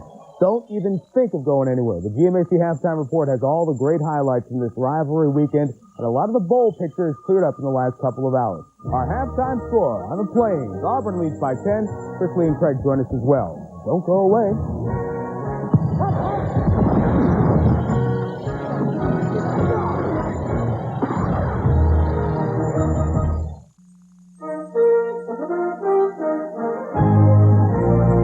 This halftime report is brought to you by GMAC. Auburn leads our game by 10. The storyline of the year, would it conclude successfully for Northwestern and the fans of the Wildcats? Would they go undefeated within the Big Ten for the first time since 1936? Gary Barnett's team taking on Purdue, up 7-0. Steve Schnurr and Dwayne Bates, the combination that's rolled off our tongues every Saturday this year, 72 yards. The Wildcats complete the 8-0 Big Ten season. Just at Miami of Ohio game keeps them from a perfect regular season, a 23-8 win. Darnell Autry, not only 100, a career best, 226. Ohio State, earlier today on ESPN, handled Indiana by 39. They play Michigan next week. Eddie George had 2 scores. Terry Glenn had 2 scores. Speaking of the Wolverines, at Happy Valley, where they had 1.5 feet of snow this week, taking on Penn State fourth quarter. Nittany Lions up 10. No Timmy B. Tim Biakabatuka, 18-yard score. The Penn State leads down to 3. Lions can't convert on third down. Fake field goal. Joel Nastasi with a touchdown in a wild one. Penn State wins by 10. So it looks like next week, a Penn State win over Michigan State, and they may be going to the Outback Bowl. Now, a wild game in the Commonwealth between Tennessee and Kentucky. Fourth quarter, Kentucky down 3. Billy Jack Haskins, the quarterback. Watch this block. Boom! What a terrific block. And there goes Billy Jack. Touchdown, and Kentucky leads by 4 over number 4. Tennessee came back, took the lead, and then a key blocked field goal. Raymond Austin, the hero, on the block end of it. Tennessee hangs on to win 34-31. Philip Fulmer's team gets it done. Now the question, will Northwestern, which won impressively on the road, jump past Tennessee? Stay tuned. Number 3, Florida in the conference. They're 10-0, head for Florida State next week, but no, Ben Hanks, key defensive player for Florida, ejected for a fight, could miss the first half of next week. Seminoles join Virginia as co-ACC champ. Just ended a short time ago in Manhattan. Colorado, Kansas State. K-State down 3. Eric Hickson. Trickery got him down there. Hickson punched it in. K-State by 4. But next possession, Colorado down the field. In 80 seconds, Hessler, James Kidd, 20 yards for the touchdown. Then the defense tacks one on. Looks like the Bucks will be going to the Cotton Bowl as they are part of a 3-way tie with 2 losses in the Big 8. Kansas joins them there, beating Oklahoma State by 5. Iowa State and Missouri. The story here in this game, Troy Davis runs it in for 17 yards out. Missouri had the big lead in this game, but they still fed Davis the ball. 24 carries, 180 yards. The fifth player in Division 1A to break the 2,000 barrier. But Missouri was tough on this day. Ross Olivo, a touchdown run. Olivo actually outran Davis. He had 201. But the real story is Troy Davis. In this one, he joins Barry Sanders, Marcus Allen, Mike Rozier, and Rashawn Salam. Over 2,000 yards in a season. The other four won the Heisman. Davis likely will not. Virginia Tech, Virginia. Another storyline this year. Virginia losing heartbreakers. They lost 2 on the final play. Final minute in the rivalry against Virginia Tech. Jim Druckenmiller to Jermaine Holmes. 32 yards. Tech comes from behind. Interception return for a TD on the last play of the game. Virginia Tech loses their first 2. Wins their last 9. Goes 9-2. Will tie for the Big East Championship, and we'll see what happens. Miami and Syracuse tie them. Who's going to go to the Alliance Bowl? You didn't hear earlier today, Ray Goff was officially dismissed as the coach of the Georgia Bulldogs, called a negotiated resignation. Cut through the red tape, and he was fired. 2-year buyout. Goff will coach the team Thursday against Georgia Tech and in a bowl game if Georgia does get to one. The announcement was made official earlier today. Since the outcome of the Georgia Tech game would have no bearing on my decision, I felt in fairness to Coach Goff and to all concerned that I would give my recommendation to Dr. Knapp and inform Coach Goff. With the decision already made, it would not be right to let speculation continue on the importance of the Georgia Tech game to Coach Goff's future. We know about all the injuries. Vince Dooley said needs significant improvement from 6-4-1 last year. The team is 5-5 right now. Bottom line, in 7 years, Goff's team was in the top 4 of the SEC just once. To talk about this and to talk about today, go back to Auburn, Chris Lee and Chris. Mike, thank you very much. The $1 Million Band performing at halftime. We've got a lot to talk about. This is what the season needed. Bunch of games to energize what was going on in a pretty dull campaign. First to Virginia Tech and Virginia. Great story.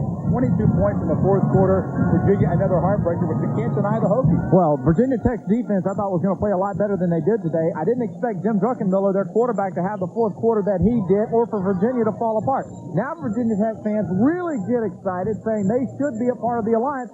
It's simple. It comes down now to the Miami-Syracuse game next weekend. Buckeyes win convincingly, Lee. A very subdued Ohio State locker room. They know that Michigan is the big game. Bobby Hoying should be okay after the mild concussion. Eddie George should be well rested. Well, Eddie George did not play much in the second half, ran the ball only a few times. And the reason John Cooper did that is he knew that Bobby Hoying was hurt, and I don't think he's got a chance against Michigan without Hoying and George. So I think he stands out George for the Michigan game. And Eddie understands that, but he was a little upset. He had a few things that he was saying to himself on the sideline. He wanted to get back in there. Meanwhile, Michigan and Penn State power football from the Nittany Lions. Does that not bode well for Michigan? Well, Ohio State's going to watch the film for next week's ball game. They're going to see an opportunity for them to take Eddie George. They rested him in the fourth quarter, as Chris said, and pound Michigan next week. Penn State had success on the ground. I thought Michigan's defense could bow up a little bit more than they did today. They didn't do it, though. Against that Michigan defense, I put in Stanley Jackson, the quarterback who came in for like one little bit of option. That'd be a lot of fun. Tennessee and Kentucky, Peyton Manning solid as usual, but a gutsy effort by Kentucky. You got to give Bill Curry and his staff a lot of congratulations at Kentucky, especially a running back named Mo Williams. Now, if you haven't seen this guy play, let me tell you something. Eddie George is the best in the country. This guy's the second best. If I were him, I'd go to the National Football League next year. He can play. He's only a junior. And kudos to Troy Davis. Give him some credit now. We got 2,000 yards, all right? Yeah. But back to this ball game here. We thought the shootout between intrastate rivals was supposed to be next week in Gainesville. Unbelievable. Alabama's offense has got to stay on the field because their defense will get worn out. Auburn will fatigue Alabama's defense unless they get on the field. You got to give Auburn a lot of credit. The play calling was sensational by Terry Bowden. He kept them all balanced and kept them off balance. One interesting fact, Terry Bowden at Auburn is 21-0-1 when leading in halftime. And I picked Alabama. I think I'm in big-time trouble. They're not a great come-from-behind team. You said they would need Michael Proctor, and he continues to struggle with the field goal. Right. Mike Tirico back from the studio with more scores and highlights, including the Battle of Los Angeles. The Bruins and the Trojans, typically thrilling. That's coming up.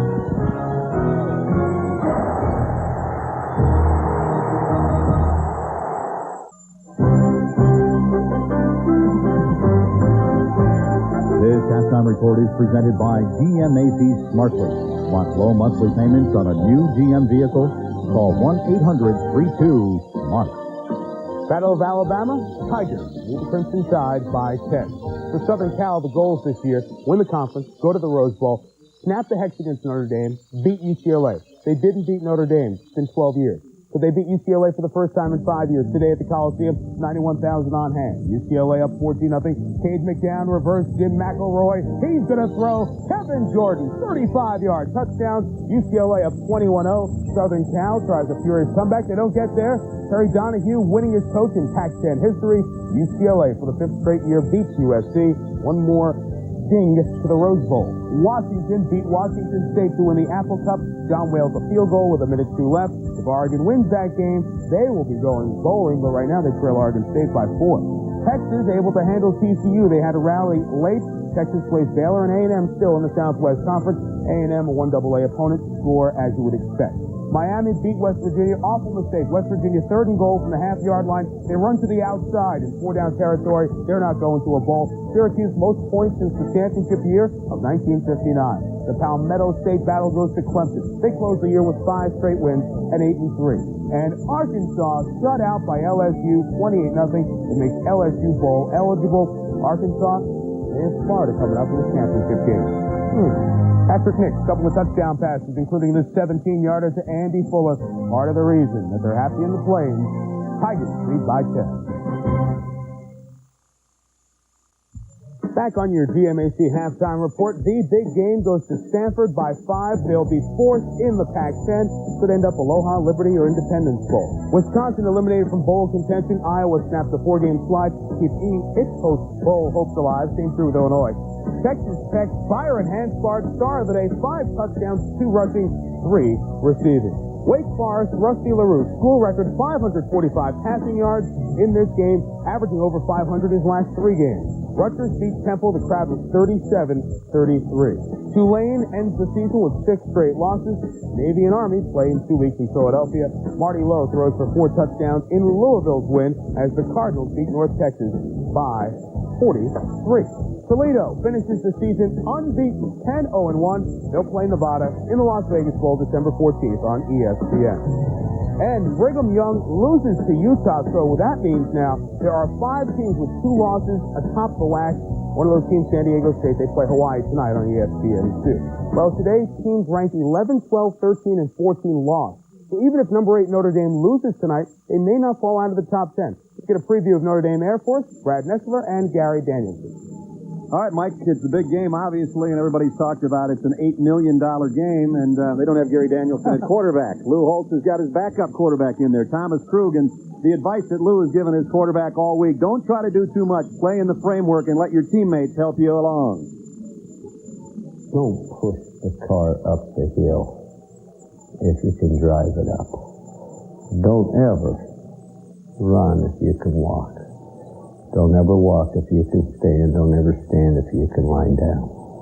Let's do it the easy way.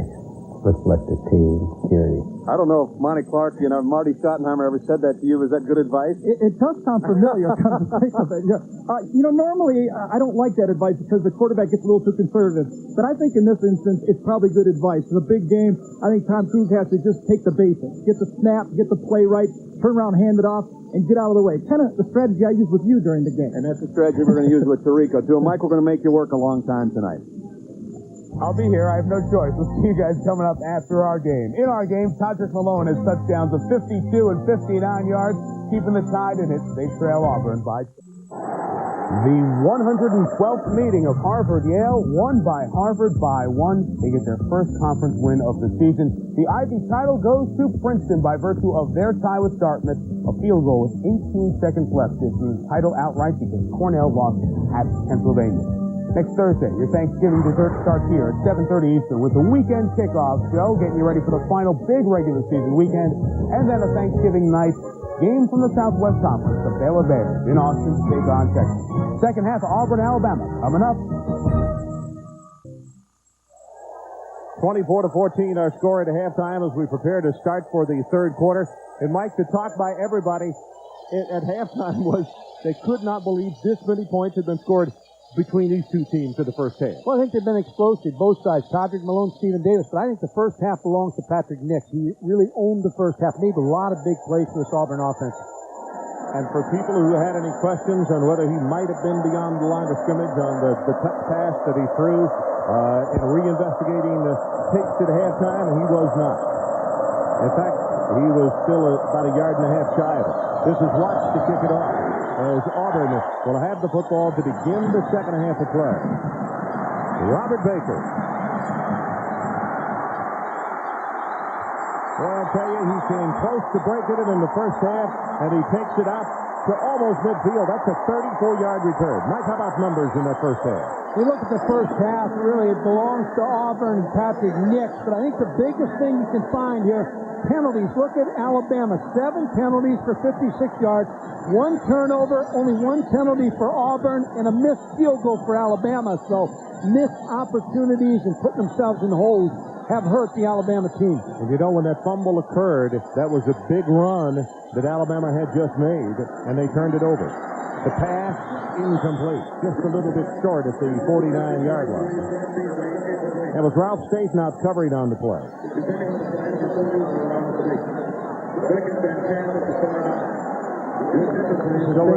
I was going to say, Ron, this is big for Alabama because you give good field position on the kickoff return. They do not have enough of an offense to keep overcoming points of Auburn. They're an offensive team that's going to probably score in the, if they can score in the high 20s, you're asking a lot of that offense. Well, they went to 1-8. Now, this is going to be a loss of down, but there is a flag down here. Mike, the Alabama coaches are complaining at halftime about Shannon Robique, the center, and that he is moving his head and then the ball. Offside, defense, 5-yard penalty, stay down.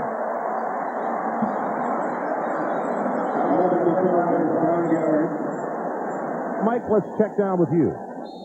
Yeah, Ron, it's a little bit of that plan stuff that we were talking about in the first quarter, that shotgun freeze. That time it was not out of the shotgun formation, but the Alabama coaches were very irate about it and made their grievance known to the officials. That time it cost them again. Davis, boy, he gets whacked hard at the line of scrimmage, and it's going to be knocked back and maybe a loss of 1. But Ron, on that last play, Shannon Robique did not move the ball. No. I mean, that was just a poor play by the defensive line of Alabama, jumping off sides, going on the inflection of the sound by Patrick Nix. I did not see any ball movement by Shannon Robique on the last play. On shotgun formation, most teams use it this way, and some fans might not be aware of it, but actually the center is making the count so that the offensive lineman can hear a cadence count. Well, he's the quarterback of the offensive line. He'll look over the defense, and he makes the call for the protection if it's a pass or the run blocking.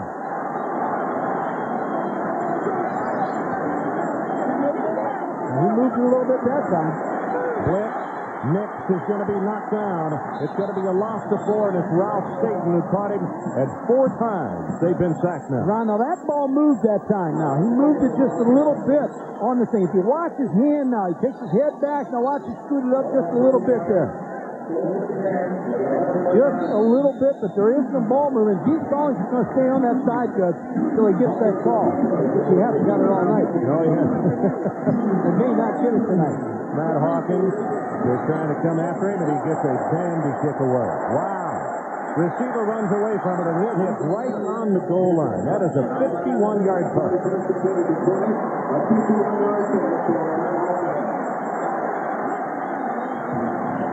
I think your team Stallings, you feel very good about the first half of Freddie Kitchens, but if you're Terry Bowden, you of course feel much better about Patrick Nix's first half. But now you got to let Freddie Kitchens go a little bit. You got to loosen him up a little bit. He's 6 for 14, 115 yards.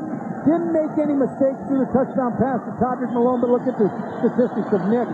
14 of 23 for 204 yards. But it's time to turn Freddie Kitchens loose right now. Quick snap count. Riddle gets the handoff, and he's going to be knocked down by Anthony Harris for a loss. This is the best I've seen this Auburn defense play this season. They played with a lot of aggressiveness. They've rushed the passer. They're getting off blocks. Anthony Harris is straight times. You see, there's no one to block him in the one-back set because they ended up in a double team. They had a slant going with the defensive line, which left Anthony Harris out there with the ball carrier. Don't forget, immediately following this game, we take you to Colorado Springs, Notre Dame, and Air Force in the wing. This is a design play, quarterback draw, and a flag came down from the umpire, and Alabama may be taking a walk back for offensive holding. They just keep digging a hole deeper, and then you face the prospect of a turnover.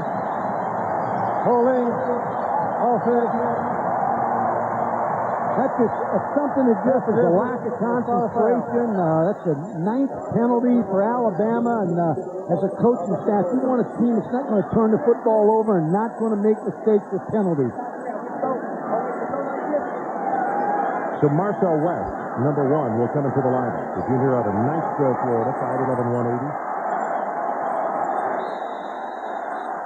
This is all set up for Auburn right now for a turnover because you got the young quarterback backed up.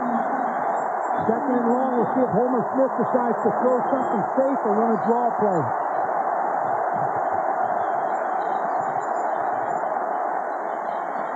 Caught it. Curtis Brown breaking open over the middle, and that's a good job by Melton because, boy, if he doesn't grab a hold of him, Mike, he might have split the seams and been gone. Little 3-step drop where you're going to throw the ball, safe pass, Curtis Brown on the little slant, gets him back now where they got a chance to pick up that third down play. I like that play. The thing that it is dangerous about it is if you tip the ball, you generally have a safety in the area who can come up and make the pick. Well, what you try to do on that run is you try to attack the offensive line and attack the defensive line, get those hands down so that they can't tip it on the 3-step drop. Malone. Oh, my goodness, did he take a hit? That was Charles Rose as the ball was thrown a little too high, and he was trying to come down with it with that great athletic ability. But look at the standing ovation for this Auburn defense.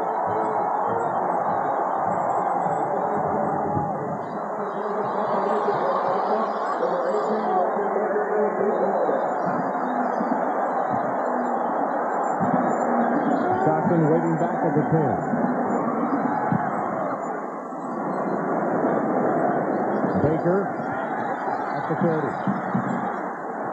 And he stops, so let's take a break. 11:25 left to play in this third quarter. We'll be right back.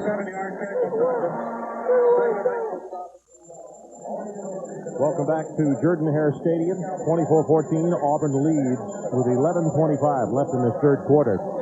And Mike, I know we've got a lot of time left to play in the ball game, but this is a very big stop as far as the Alabama defense is concerned. It's a big series because if they can score, Auburn can score, they may put it out of reach of this Alabama's offense because they just keep hurting themselves with penalties. They're not good enough to overcome penalties. You see the blitz coming, the short drop, and they throw the pass incomplete. ESPN's presentation of CFA Primetime is brought to you by Saab, who invites you to find your own road, and by Burger King. Where can you get your burger's worth?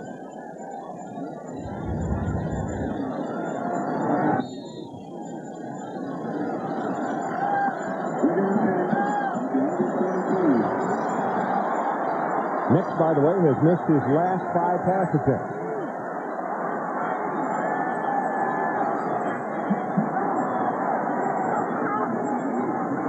Davis, nothing inside, bounces it outside. He'll pick up 1. Ozell Powell, number 78, holding on to him.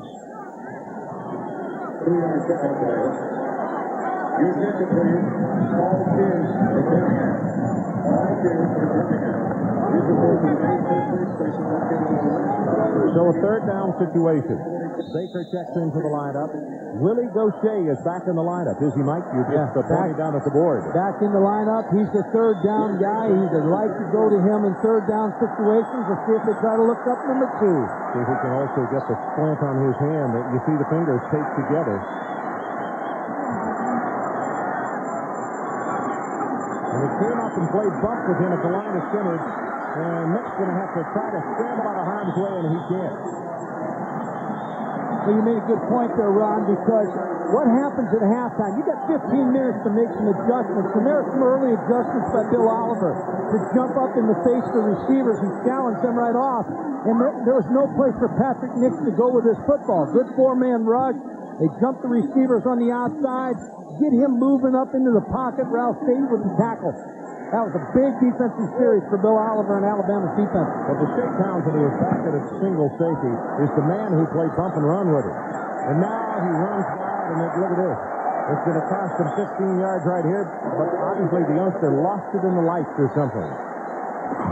ESPN is your home for college football this Thanksgiving. Start off your holiday weekend at 7:30 with the weekend kickoff show presented by Russell Athletics. Then at 8 o'clock, the Bader Bears look to put the squeeze on the Texas Longhorns. This Alabama offense misses Jay Barker. He was 35-2-1 in his career. He pulled a lot of things. He pulled a lot of rabbits out of his hat. Freddie Kitchens has the job to do now. Well, they toss it back to Riddle on the sweep, looking for a spot to run, and Spikes, one of the two linebackers, Harris and Spikes, both have had outstanding games tonight, and he's there to put these into that run after a short game. Anthony Harris, the other linebacker, said about Takeo Spikes, he said he beat Jason Miskow because not only is he great talent, but he said he wants to do more. He asked the veterans to work with him on the field, and he's always watching extra tape. He's made himself a pretty good player. Not real big is Spikes at 6'1", 213, but he has come on quickly. Pass caught. That's West, Marcel West, being dragged down by Del McGee, and he's beyond the first-yard stripe, and a first down for the Crimson Tide. That's what Freddie Kitchens can do with the football because he's got that strong arm, and he's able to throw the ball outside. Probably better than Patrick Nix. Patrick Nix a little bit better down the middle and in the short passing game. But you watch Freddie Kitchens, he's got a pretty good gun trying to get the ball to Marcel West against Del McGee. You see how fast that ball was out there.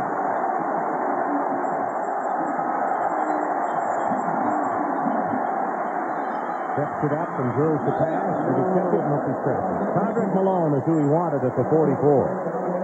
Hard to believe when you look at Freddie now. He's 6'2", 230 pounds. That the story that I told back in the first half that Patrick Nix said he was on the junior varsity, and they wanted to move him up to the varsity in the 9th grade. And they had to call Freddie Kitchens' mom and ask for permission to move him up there. That he was afraid that, well, she didn't want him getting hurt that early. And now he's 6'2", 230. I was going to say, he's towering over those linemen now. Drills this one, has it complete. It's Chad Key. Speaking of quarterbacks, he came to Alabama as a quarterback. Ron, if Alabama would just be patient, the ball is, the routes are there on the outside, and Homer Smith knows how to call this game and be patient with a Freddie Kitchens, but you're going to watch the strong throws outside. Chad Key makes the catch right in front of Woody McCorvey, the assistant head coach for the first down, but the outside passing game is there because of what Auburn's doing to stop Dennis Riddle in the running game. Pressure up front. Gets it away. Marcel West, he gambled and lost, but he picked up an extra 10, now 15 yards by missing that tackle up at the 40-yard line. Ron, it's one-on-one on the outside, and there's no help against Marcel West on the outside. Number 22, Tyrese Williams, makes the mistakes, as you mentioned, and then the extra yardage that Marcel West makes on the catch. But first down is the down that you've got it on the outside. Now, once you start throwing the ball like this, that's going to open Dennis Riddle up a little bit because they can't afford to put 8 people in the box. Auburn shows blitz, and here they come, and they have the running play right by on Riddle inside the 20 as Spike finally trips him up. Now Alabama's got Auburn a little bit back on their heels with the play calling. Once you start hitting those out, now you come back with a great call by Alabama. Get the ball to Dennis Riddle on the draw. Good game. Takeo Spikes, number 55, the only linebacker around to try to make the play. Short yardage situation here for Freddie Kitchens. Second down and 2. Riddle, blockers in front, cuts it inside the 15, and he has an Alabama first down. Boy, it's amazing when you start throwing the ball on the outside. Now you start opening it up for Dennis Riddle, but what really makes this play work is Patrick Haight, number 38.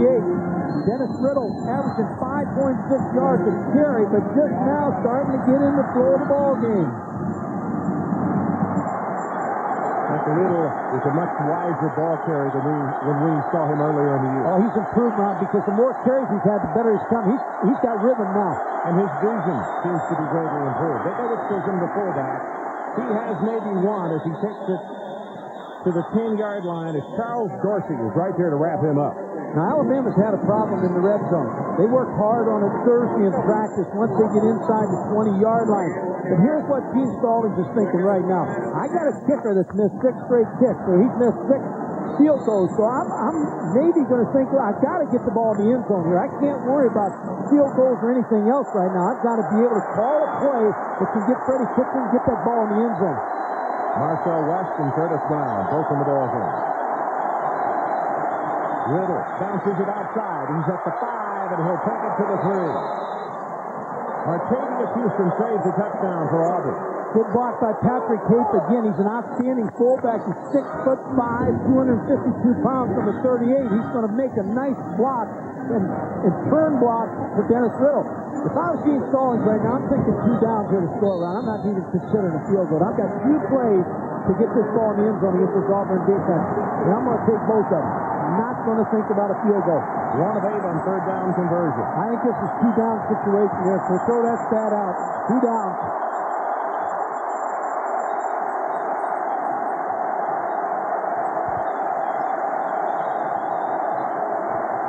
Blitz is on, had to just throw it away. 55 spike. Takeo spike.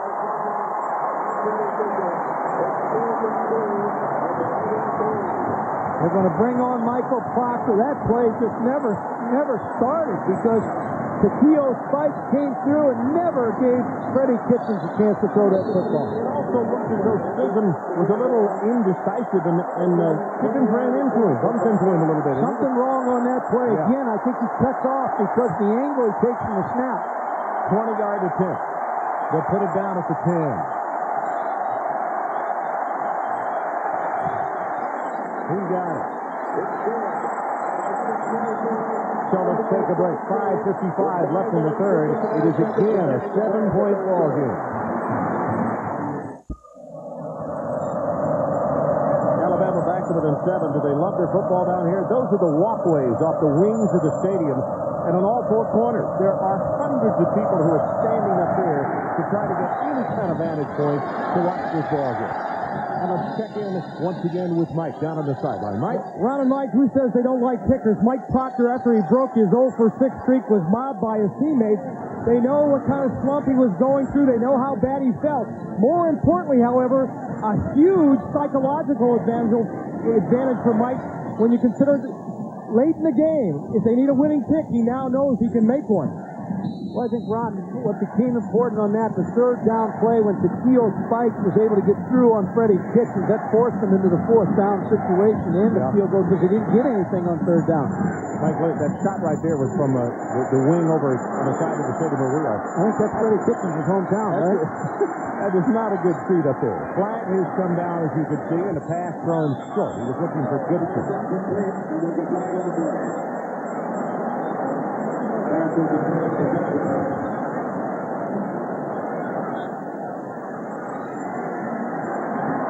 Well, Alabama applauding. On the offense. Movement in the backfield. Auburn to be penalized 5 yards to make a motion.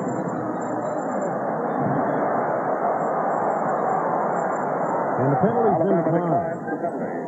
It's only the 3rd penalty against Auburn in tonight's ballgame. That's when you have respect for a quarterback because you want to take the down away from him rather than get 5 yards up. They've got respect for what Patrick Nix has done tonight, so they want to take that down away from him.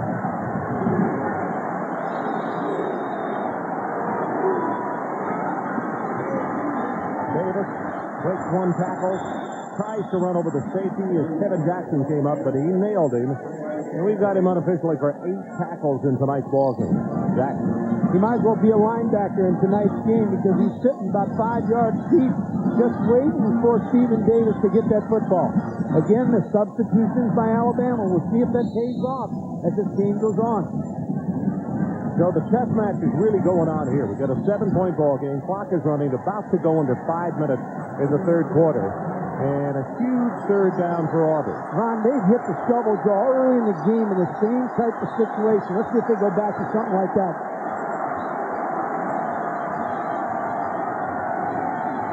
Blitz right up the middle. And they throw the screen, and it's the right call. And what a play as he climbs from behind Rudd. If he doesn't make the tackle, we're calling maybe a touchdown, Mike. I think you're right, but Dwayne Rudd, number 87, is a linebacker that's man on Harold Morrow. He's got a man-to-man, so he's the player that has to make that play on the screen. Number 87, you're going to see him here. Harold Morrow, number 12. The blitz is on.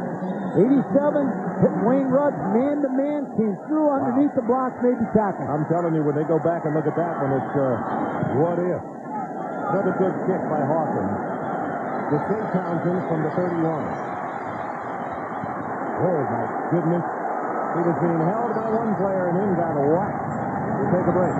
24-17. So Alabama with the football back. It is 24-17. We just been given a report that Tony Johnson, who injured himself back in the first half of play, is in civilian clothes on the Alabama sideline. He hurt his shoulder on that check.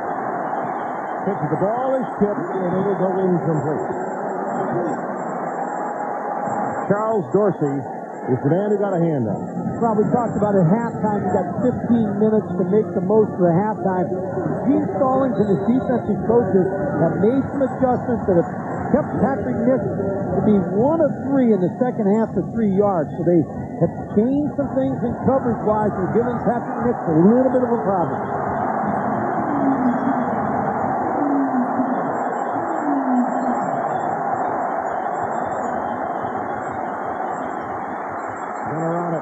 The first down, plus a lot more, and Pickens will take it to the 40-yard line of Auburn. Scott Stacy finally stopped him, but it's a gain of 24. Well, Freddie Kitchens made a real wise choice on this. He went trying to go deep down the corner to Curtis Brown, but just didn't find him, didn't feel like he was there. See the late alignment by Anthony Harris of Auburn. Pumps the ball, now gets good protection. Now look at the linebackers. They're out of there. They got a real deep drop. Freddie Kitchens is able to get down the field, put Alabama in business at the 40-yard line. Here they come with the blitz, and the running play will be knocked down for a loss. It is Scott Stacy, and let's check in with Mike Adamley again. Well, one of the reasons Freddie Kitchens was successful on that last play, the absence, and we talked a little bit about it at the top of the show, of Jimmy Brumbaugh. He's playing about every 4th series now. He's strained the medial collateral ligament in his left knee. He's wearing a heavy brace. His mobility is cut down somewhat, and he hasn't been able to mount much of a push either.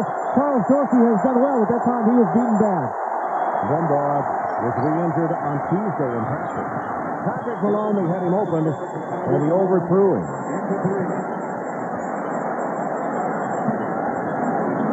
Look at Freddie Kitchens tonight. You just wonder how many plays he's checking off tonight because of the noise and being a young sophomore in this ball game. I think that's probably what Homer Smith's doing, is making his play calls and then living with the calls, because in that first down play, he ran a draw right into a blitz, which he'd like to get out of that, but I don't think he's giving Freddie Kitchens much of an opportunity to get out of much tonight. Didn't want to put that burden on the young quarterback. Alabama 1 of 9 on third down conversion. Pressured, he's going to run it again. And Kitchens will have the first down.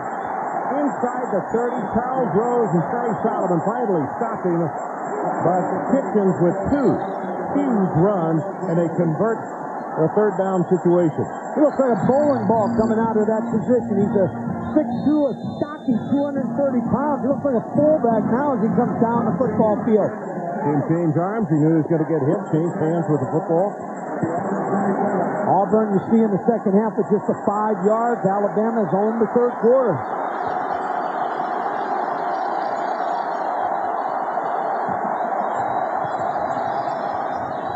Going to go on top, but he's got a man wide open. Marcel West, incomplete, and he got turned completely around as Williams was beaten on the play.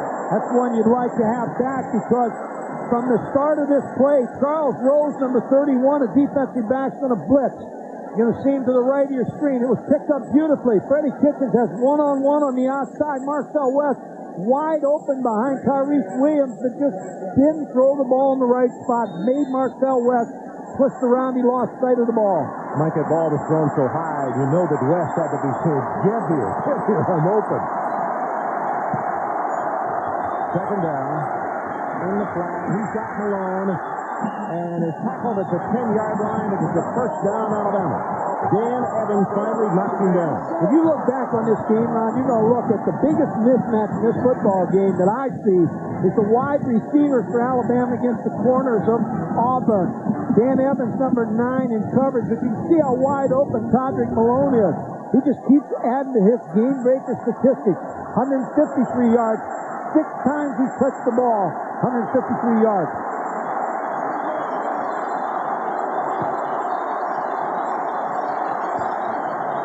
Marcel West in motion, but they take it to Riddle. Back into the boundary.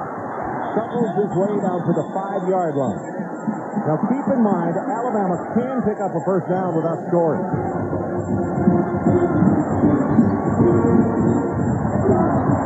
DeMario with a good block in the play, and Chisholm out front blocking.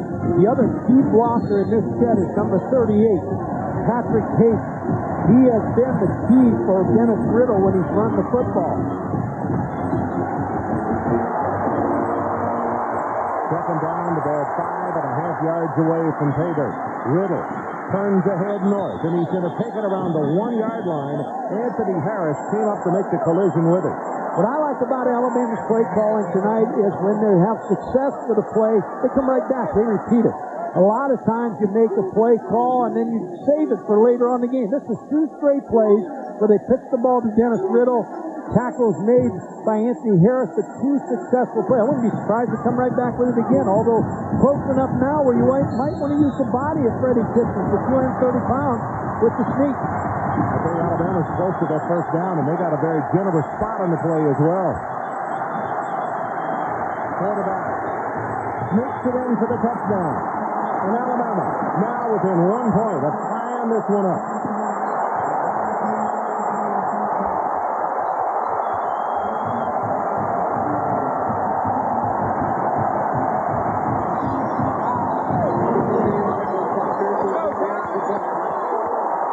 You could see Tony Johnson out on the field congratulating his teammates with his arm in a sling and then a coat and tie, injuring that shoulder back in the first half. Proctor tries to make it 24-24.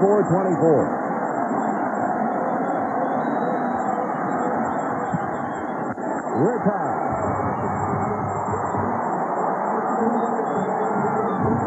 And let's go down to Mike Adams. Mike? You know, Ron, when it's all the hoopla that surrounds a rivalry like this, and it's easy to forget the enormous pressure that the players are under. As a coach, you try to insulate them as much as possible, but it's still there. In all probability, in this tight game, there'll be a hero, a singular one, maybe a goat, a critical error at the wrong time, a lapse in concentration, and some young man will carry the stigma of being a player who lost the game. The Auburn-Alabama rivalry is a great passion play, but it wouldn't be possible without the courageous young athletes on the field tonight, and we have seen a lot of them. Ron, the thing that comes to mind right now is Robert Baker, number 18.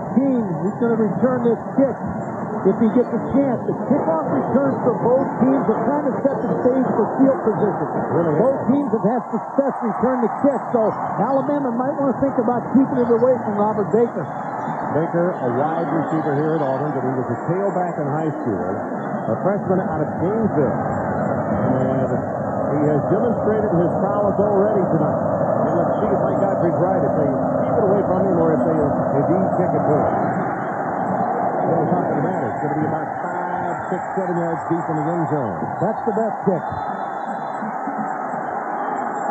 Now, when you look back at this rivalry, the last 3 years, the team that has owned the line of scrimmage and run the football has won. Alabama so far tonight, way out front the running game of 199 yards.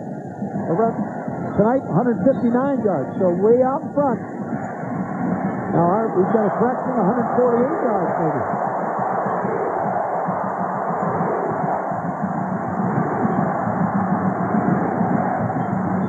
Seconds left in this third quarter as we are now tied.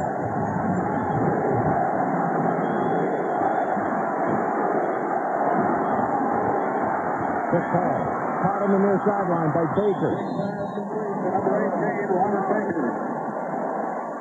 ESPN is your home for college football again next Saturday at 3:30. Penn State goes against Michigan State.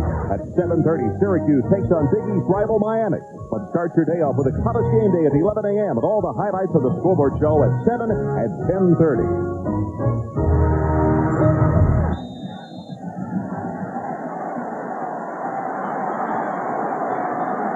Closing moments of the third quarter. Pitches pass, incomplete at the 32-yard line. And Willie Gaucher is the man to be wanted. Wayne Rudd on the blitz, causing Patrick Nix to throw a little bit sooner than he'd like to. This is a big third down play for Auburn. Keep these sticks moving and keep your defense off the field because Alabama's had their way in the third quarter with their defense. They really have. It was a 10-point ball game at halftime, and now we're tied at 24. Satan on the blitz. The pass thrown complete, and that's Eric Lowe. And it appears that, yes, he has the first down. As Nix got belted after he threw the pass by State. Yeah, Ralph State was on a blitz. Gamble, Patrick Nix picked it up, was able to get the ball to Eric Lowe for the first down. Reminding you that as soon as this one is over, we'll be headed to Colorado Springs and the meeting between Notre Dame and Air Force.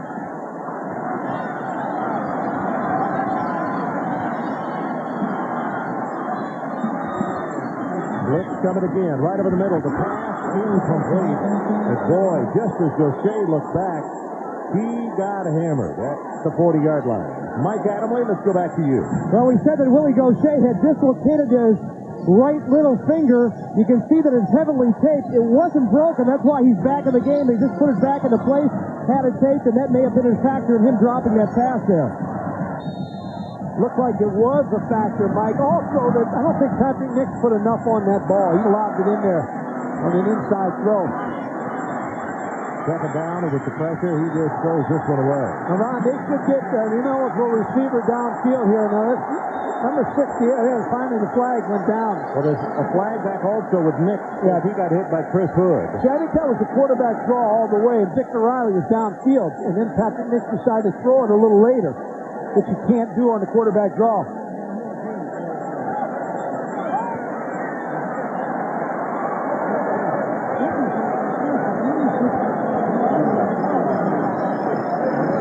If he calls grounding, that's a horrible call, but that's what he's called. If you look at the replay, Willie Gaucher is in the area. That's not a good call. I don't like that call, but it's an ineligible receiver downfield. Victor Riley was the receiver. And again, I think that was a draw play. I think that a draw was called. Patrick Nix just has to get back to the line of scrimmage the best he can. See, there's Gaucher right there. Yeah, under pressure. Chris Hood, number 34, with the pressure.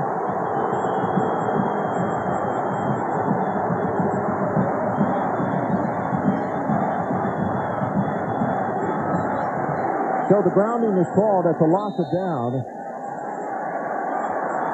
And the ball all the way back at the 17-yard line. Final minute of this third quarter. Wanted Gaucher. Didn't come up with it. And Alabama stands to get very good field position on this exchange. Well, this was a good series for Alabama's defense. Now Auburn is starting to make some mistakes a little bit. We said at the beginning, Alabama substitutes a lot of players on defense, so they're fresh in the later part of the ball game, and maybe that'll be a factor in their behalf. Let's see if Alabama comes after him this time. They got 10 men at the line of scrimmage. But they got the return on. High coverage kick, and Deshae Townsend calls for the fair catch and makes it at the 42-yard line. Lou Holtz and Notre Dame need a win to stay in major bowl contention. But to get it, they have to go through the fighting force of Air Force. That game is right after this one. Notre Dame and Air Force, next. Thinking that ball game tonight, Ron, because Notre Dame had 2 weeks. They played against Army and Navy. I think they really will have a better plan against the Wishbone tonight. And they have the big advantage in that football game, I think.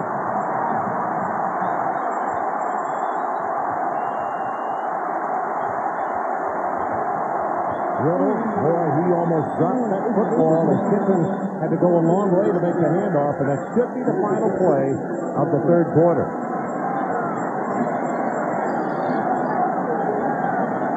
Down to 3, down to 2. So that is the end of the third quarter with our score. Alabama 24 and Auburn 24. Well, you see the numbers, and what a flip-flop between quarters 2 and 3, Mike. And Ron, when you look at this play right here, Freddie Kitchens has been able to throw the ball to the outside. Let's see if he comes back with an out route.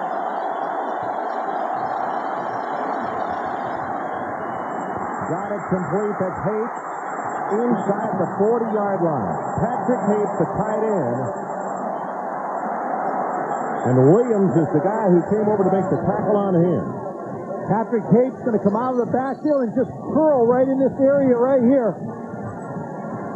Number 38 has thrown the ball outside. Now he's working against the linebacker inside, Anthony Harris, for the catch.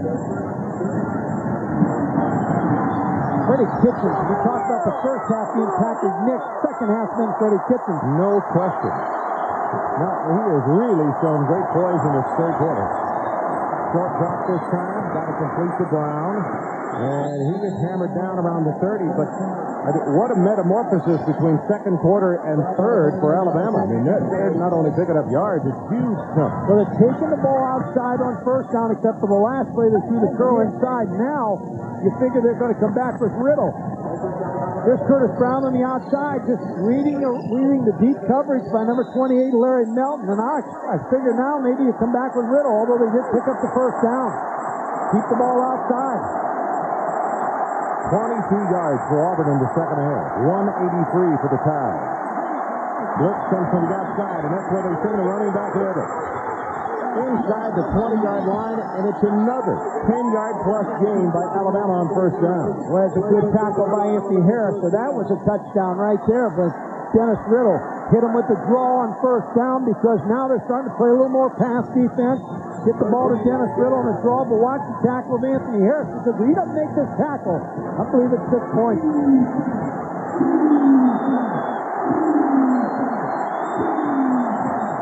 Hodgkin Malone with a real tight split here.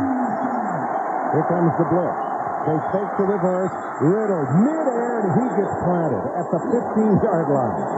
That's Martavius Houston who hit him. He was already airborne, so he's just sitting back. He said, wrong zip code. When you tighten the split of Hodgkin Malone, they brought him around on the reverse. Dennis Riddle just keeps the football. Patrick Cates, number 38, boy, he's been big in the second half, Ron. Patrick Cates played fullback and tight end in the second half, and he has been a strong blocker and made one pass cut. Riddle now 9 yards away from the century mark tonight. 18 carries, 91.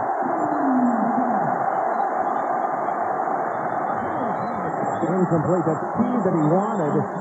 Freddie almost threw that thing side arm.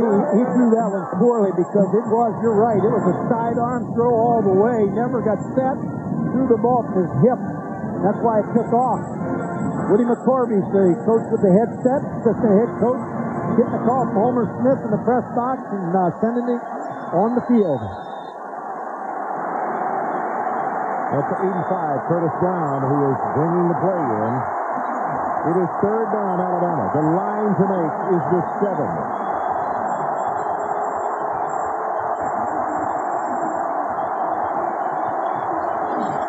Riddle with the running play, and he's got to be thrown for loss of yards. John Miska. Well, they read that play. It was again, that's what I was talking about earlier. I don't think they're letting Freddie Kitchens check out of bad calls unless Freddie's just saying, I made the mistake because he saw early the linebackers gave the blitz away, and that's just a bad play to have against that defense. Well, the ball is going to be placed down at the 26-yard line. It's a 36-yard attempt right in the middle of the field. And he nailed it. We'll take a break. Alabama goes on top.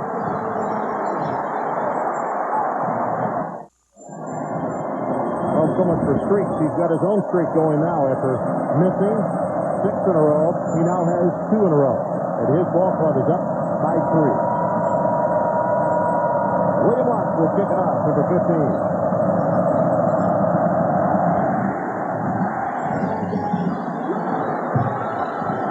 Baker from the 3.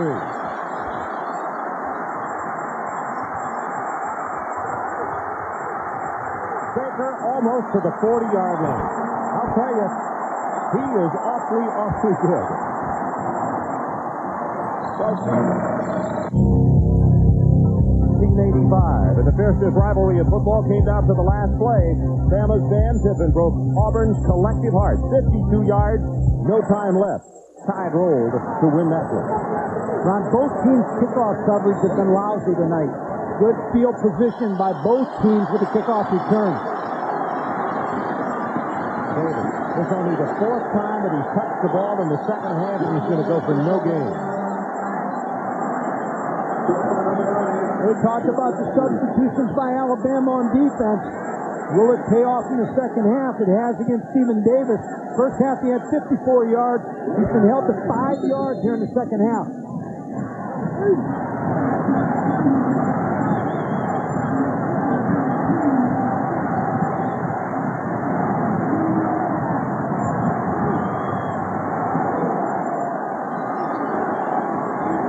Second and 10. Nix's ball incomplete from behind Gibson.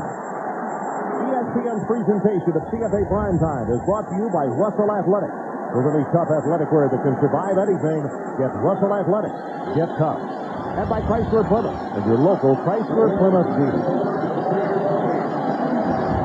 When you get in this situation, Ron, now 3rd down, you got to bring Stephen Davis out of the ball game. So he's got to come off to the side because, again, we talked about he's not a great pass receiver. So now you get him on the sidelines and the back of the 4-receiver set. Now, Morrow will not line up in the backfield. They've got him split about 20 yards out to the left. Looking deep, and it got him in open. Baker at the 35, but he's down to the 26-yard line. Nice cut by Patrick Nick to throw right over the linebacker Ralph Staten to Robert Baker, and Robert Baker's having some kind of game tonight. Baker is only a freshman. Worked in and worked up the field against Ralph Staten. Ralph Staten got froze a little bit in coverage. Tackled by Cedric Samuel. Auburn in business.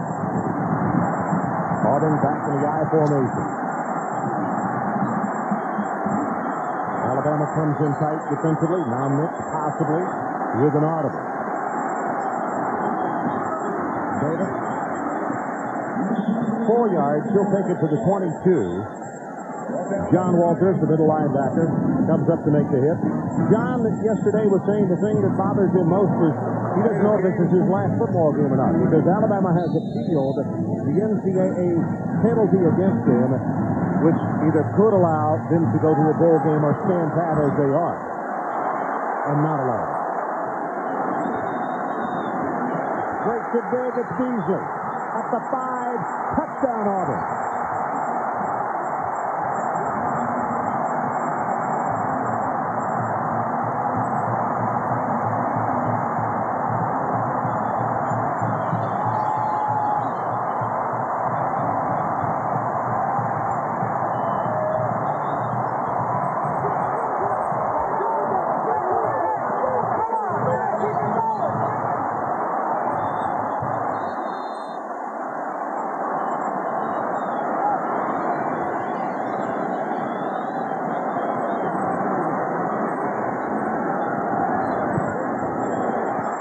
Knocks it home. 10-18 left in the ball game. Auburn by 4.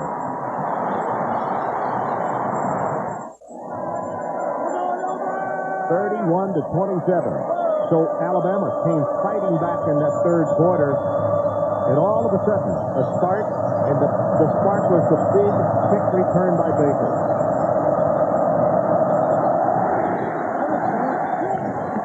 This is Marcel West at the 5. And they have a reverse to Todd Malone. Just 1 block, 2 blocks, and Malone will have to go out of bounds, and now here comes the late flag.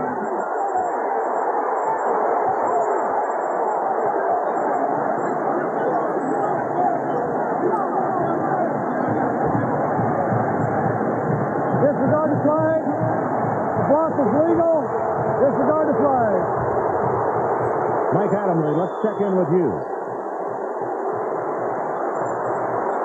You know, I've never witnessed a runaway freight train hit a lonely car at an intersection of a railroad crossing, but I think I just saw one down there. Evans, number 9 for Auburn, Danny Evans, a true freshman, just was welcome to the SEC. He was literally trucked that time. Did you get the number? I got the number, 54. I didn't know who it is. Wow. At the 21-yard line. Kitchens under pressure. Cannot step up. He's going to be sacked by Andre Miller. 5 sacks in the ball game now for Auburn. And let's check with Mike Tirico. Mike? Ron, we just want to remind everyone the cadets are getting ready, and so are we. Kickoff of Notre Dame Air Force is in 12 minutes, and we'll keep you updated and get you there right after we're done at Auburn. Now, that's a great sight up there. We've been to Colorado Springs a few times to do a ball game, but it makes you kind of happy about where your tax money goes out there. Really an outstanding group of young men and women.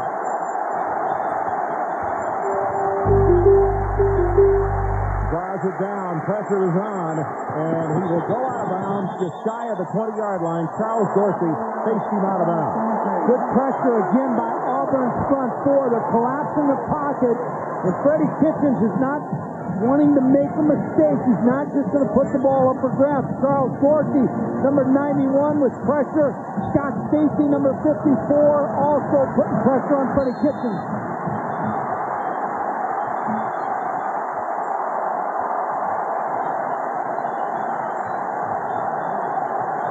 Rushing, 24 yards, passing, 228.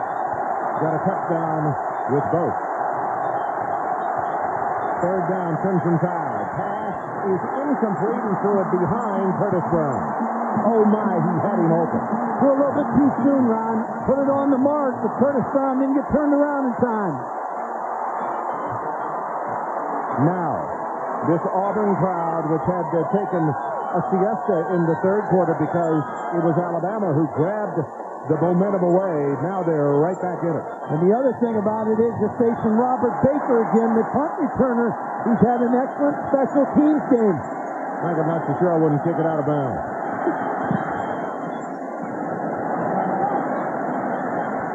Well, he let it get by him.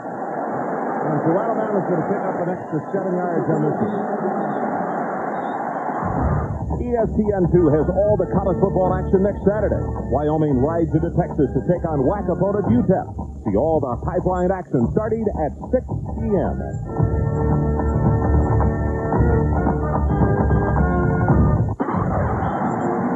You know, one of the things that you can really see as the defense came off for Auburn a moment ago, and watching these Alabama players, these youngsters mentally and physically are close to being spent because besides this ball game, there is so much tension for this one particularly. And they played well today. This has been a well-played football game. Fumble the ball. Alabama recovered. The ball came loose, and you can see Nick saying Auburn got it back. Mike, wow. Returning from the dead. They had the football. I think it was Rudd, wasn't it? Oh, wow. They should have recovered that football. What a hit. First of all, on Stephen Davis. The pitch to Stephen Davis. Never really had the ball. Number 87, Dwayne Rudd, just didn't cover the football. Willie Anderson might have got it back. Good heavens. But it was there for the taking. I mean, the offensive unit was even headed out on the field, and all of a sudden Auburn came away with it.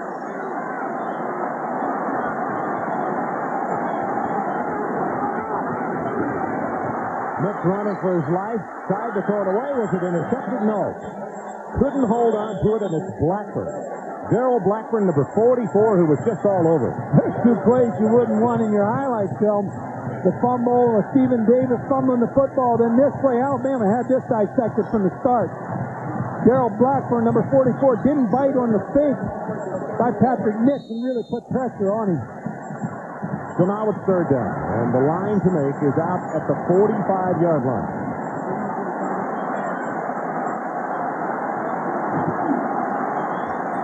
Eight minutes and 12 seconds left to play in the ball game.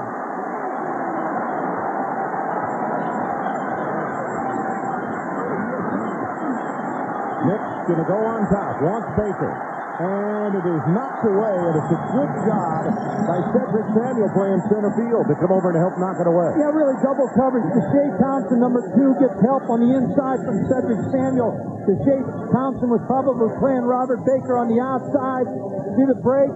Now he's going to work right back in. He knows he's got help, number 13, Cedric Samuel, so they've got a double team on Robert Baker. That was not 3 good plays by Auburn. No, it really wasn't. It really wasn't. They are very fortunate that that fumble didn't come back to hurt them.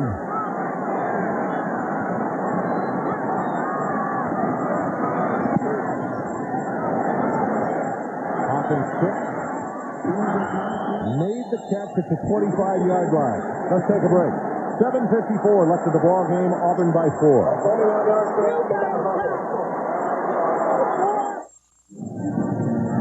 Well, here's the situation. Just about the midway point of this fourth quarter. 31-27. Auburn on top. Alabama came back and just grabbed the momentum away in the third quarter, scoring 10 unanswered points to tie it and then go in front. And then Auburn gets the touchdown. They're up by 4.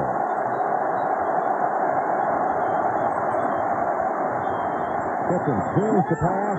Brown cuts back into the middle and over midfield at the 44-yard line. And let's check in with Mike Tirico. All right, Ron, folks tuning in for Notre Dame Air Force, trying to see Bo Morgan become the 8th player for 1,000 yards passing and rushing. Game kicks off in 6 minutes. We'll keep you updated. 31 yards gained on the play by Brown. As Alabama just jumps right back.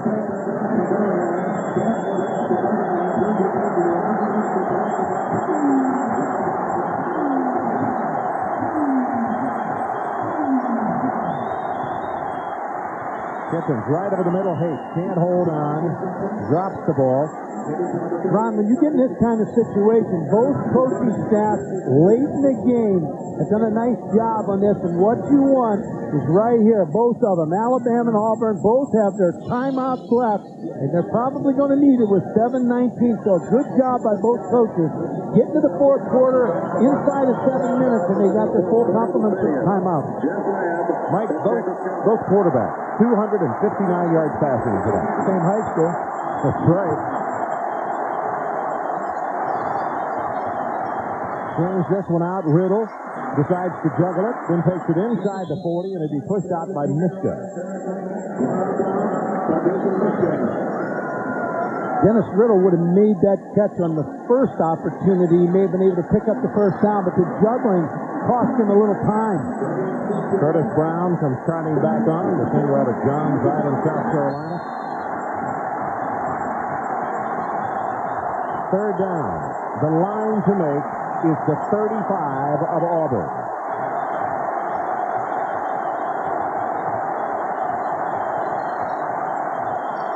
Riddle, and he is going to be stopped at the line of scrimmage. Maybe a gain of 1. Dorsey and Stacy there defensively. Decision time for Gene Stallings, but I think with the 3 timeouts, you punt Auburn in the hole. Looks like they're going to go for it. Yep, Roderick Malone bringing the play from the bench. 4th and 3. Got a call here.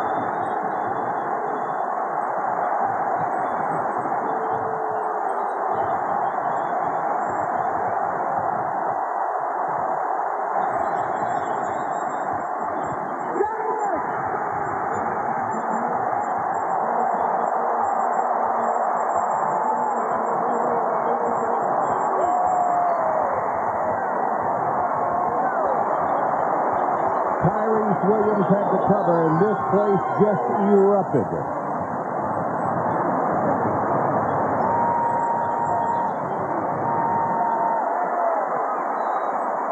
Freddie Kitchens trying to hit Roderick Malone on the little slant pass. Pretty good coverage. Tyrese Williams, number 22, makes the deflection. So Auburn takes it over with 6 minutes and 27 seconds left in the ballgame. And they go with the running play. And they'll pick up a couple of yards as Kevin Jackson comes up to make the hit on Stephen Davis. Ron, why that becomes such a tough call. If you make the first down, of course, it's a great call. But if you punt them in the hole, and you can punch that ball inside the 20, then you're playing with field position. Still with 6:06 in the clock and 3 timeouts. But now, still, your defense can do the job, stop them right here, and get the ball back for Freddie Kitchens in the offense. Auburn wants to burn clock. Good count. Right into the middle, Fred Beasley. Fred will have a couple. It's going to be third down as Dwayne Rudd is down at the bottom of the pile. You know, Mike, when you look at the nucleus, don't forget Notre Dame Air Force coming up right after this one. When you look at the nucleus coming back for Alabama next year with Deshae Townsend, Cedric Samuel, Dwayne Rudd, Kevin Jackson, Staten, there's some very good players returning next year.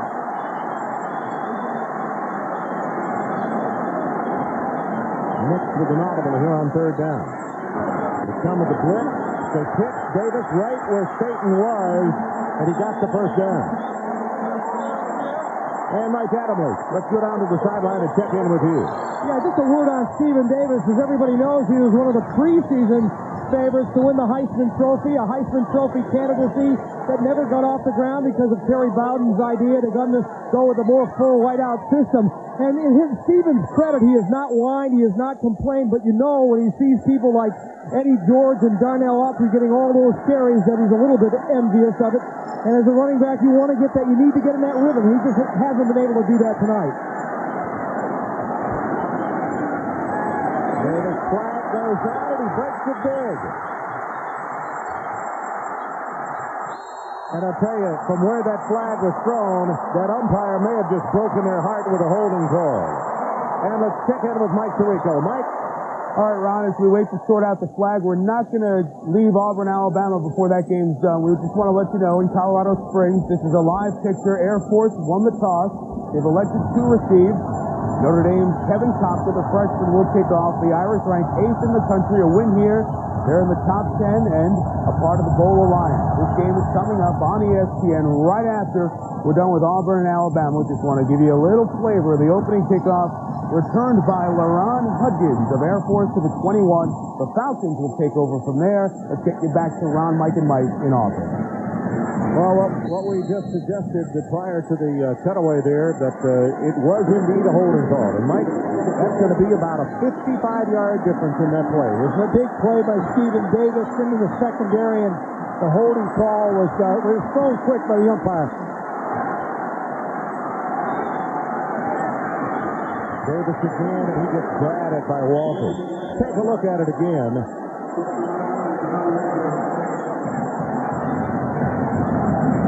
The flag was down quick. Stephen Davis into the secondary. Shows you the power that he runs with and also the deceptive speed.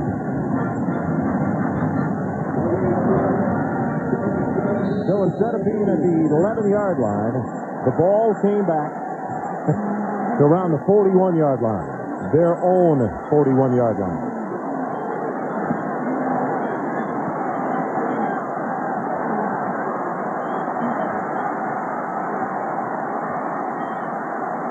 Three minutes, 54 seconds left in the ball game. Davis again. Off the right side, close to the 45-yard line. It's Kevin Jackson who came up and made the hit on here. This is when you like to have a big back like Stephen Davis. He's 230, 6'3", because you know you're running against stacked fronts in there, 8-9 people, but you want to burn clock. That's what Terry Bowden wants to do right now. And Alabama has just called a timeout to stop it at 3:34. So let's take a break. Auburn by 4. We'll come right back. Welcome back. Here's the situation. 3:34 left in the ball game. It is third down Auburn. The line to make is the Alabama 40-yard line. And the Tigers tonight are 6 of 16 on third down conversion. Goodson goes to the top of your screen, and Willie Gaucher is wide out to the left.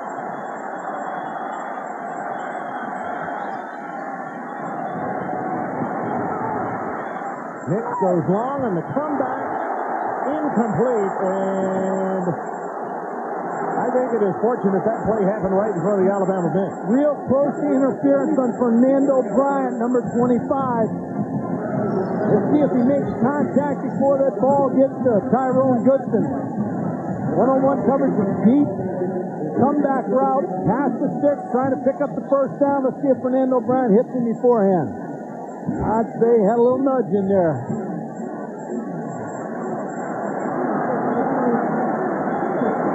Still a fourth down. Hawkins to kick it away. Race back at the 30. Townsend fumbles the ball at the 15. Can't do anything with it. And now here comes a flag down. Colin is the man who came downfield and hitting. And Terry Bowden is all the way down the sideline.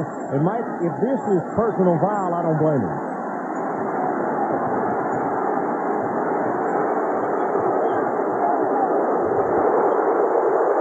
Dead ball, personal foul, kicking free, 15 yards, first down. It's a big break for Alabama, Ron, because instead of being stuck on your 16-yard line, saves you getting a first down and a half, but that ball's coming out to the 31. John Colin, number 46, I believe, it's going to be the call. Yeah. Auburn fans have got to be saying they thought they had pass interference a moment ago, and now this call, Alabama is being smiled on right now. Kitchens drills the ball. It's Malone, and he will be close to the first down at the 40-yard line. Williams with the tackle. Well, as we wind down here with 3:04, you figure Todrick Malone's going to be the guy.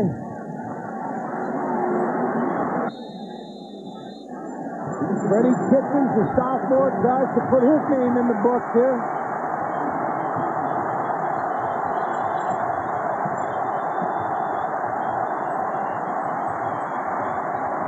Incomplete. Brown couldn't hold on to it on the first down pass, and it stops at the 2:47 left in the ball game. I think the shotgun will help Freddie Kitchens, get him a better view of the play. He threw that ball again very, very quick. Curtis Brown just turned around and couldn't find the football. That's happened about 3 times tonight to Curtis Brown.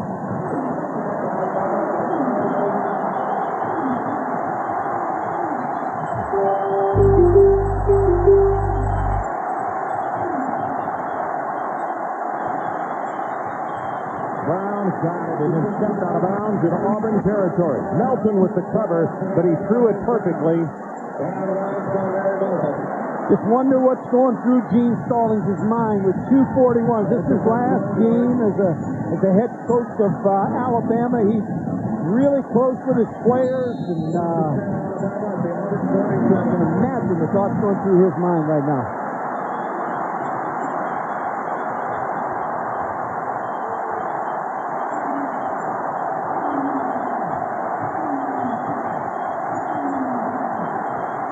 Auburn shows blitz, they stay at home. And the pass to the sideline, almost intercepted. Melton cut in front, and Freddie Kitchens is extremely fortunate right now. Well, Melton sat on the route. He knew they were going to throw the out again, the curl, the out, the outside, so he just sat right on the route on Marcel West. Should have had this interception, Larry Melton. Ron, you talk about the pressure on Gene Stallings. On the other side, Terry Bowden doesn't want to be the first coach to lose the home game here to Alabama.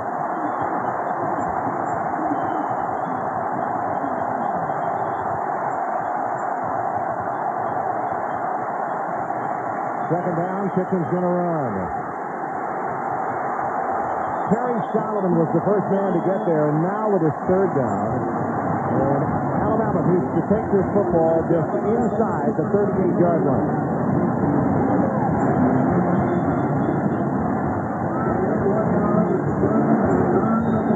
You're Auburn, you're Wayne Hall, you've got to try to figure a way. Double those outside receivers. Can't forget Patrick Cape inside. Chad Keys, also a possession-type receiver, the former quarterback.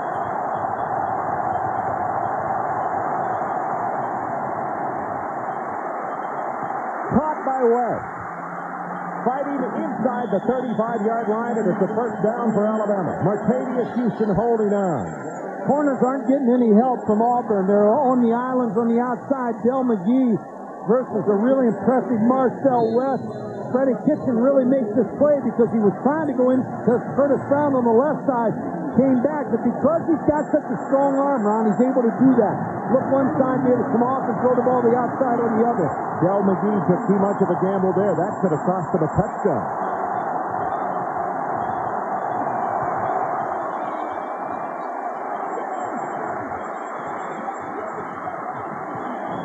Marcella comes over to make the tackle as he comes sliding down, or at least he'll get credit for it at the 25-yard line. And with 1 minute and 12 seconds remaining, Alabama has called a timeout.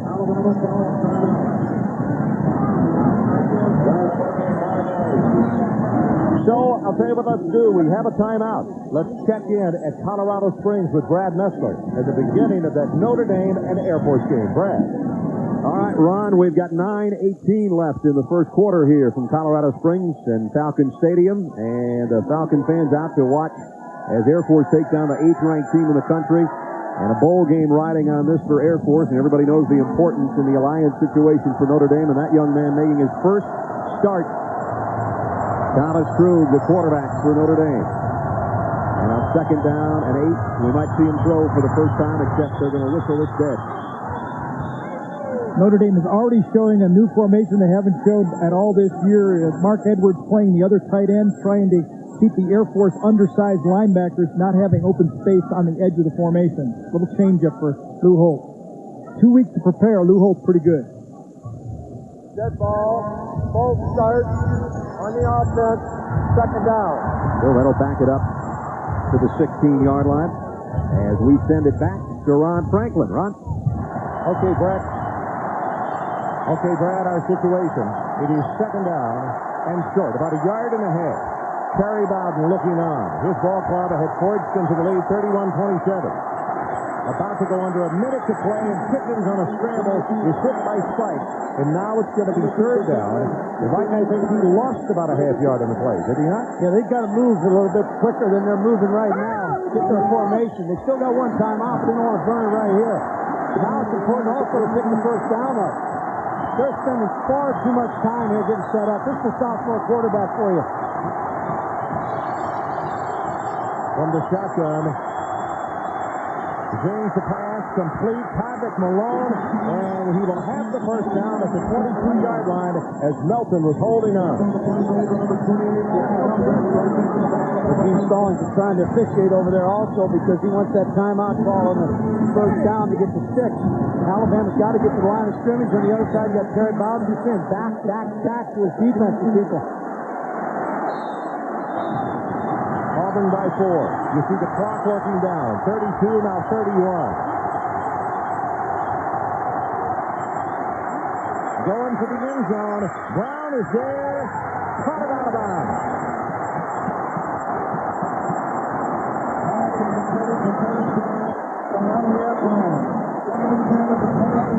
Curtis Brown just ran out of real estate in the corner. Let's just see how close he was.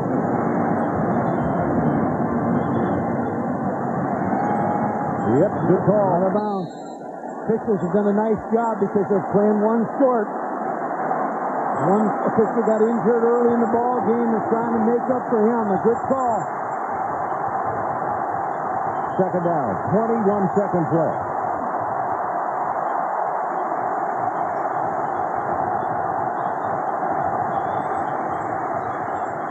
Drills it incomplete. Marcel West is who he wanted.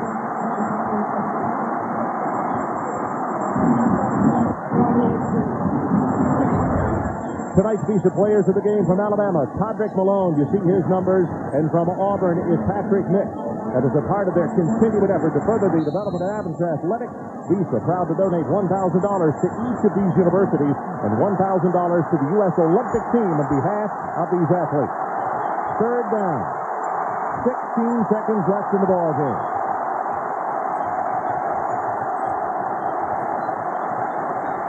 Pickens going to the end zone. Overthrows it. It's going to be fourth down with 9 seconds left. Wasn't a receiver in the area for Freddie Kitchens on that play. Had to bust that ball.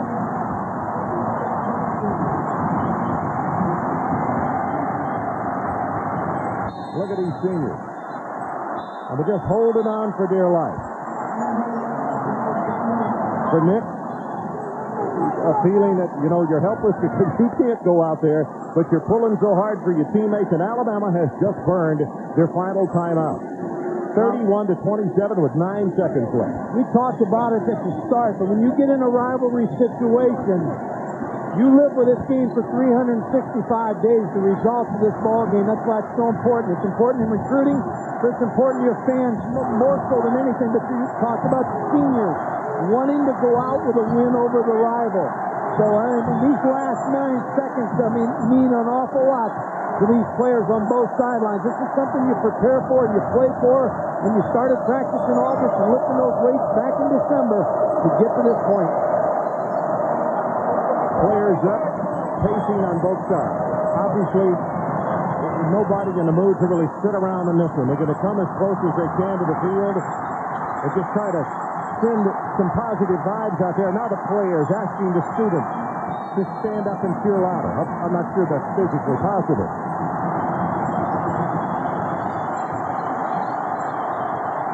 So here comes the play. It is 4th down. They need 10. 9 seconds left in the ball game, and the crowd will let you know.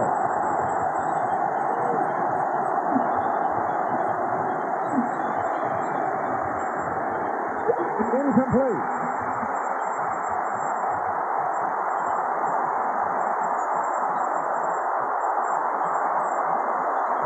Two seconds still on the stadium clock. This game is not over. Auburn is going to be penalized, I would feel sure, for excessive celebration here as the coach is trying to get everybody off the field. Terry pointed up at the clock saying we still got 2 seconds left.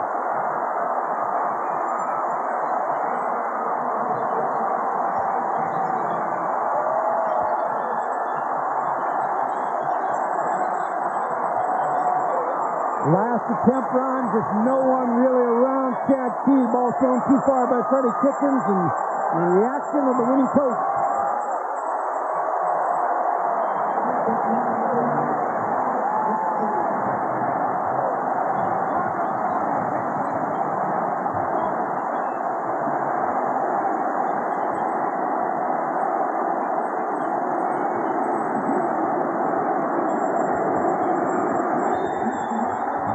The end of the game with the final score, Auburn 31, Alabama 27, from Mike Godfrey and Mike Adamley. And our entire ESPN crew, Ron Franklin, saying so long from Auburn, Alabama. Right now, let's join Brad Nessler and Gary Danielson in Colorado Springs.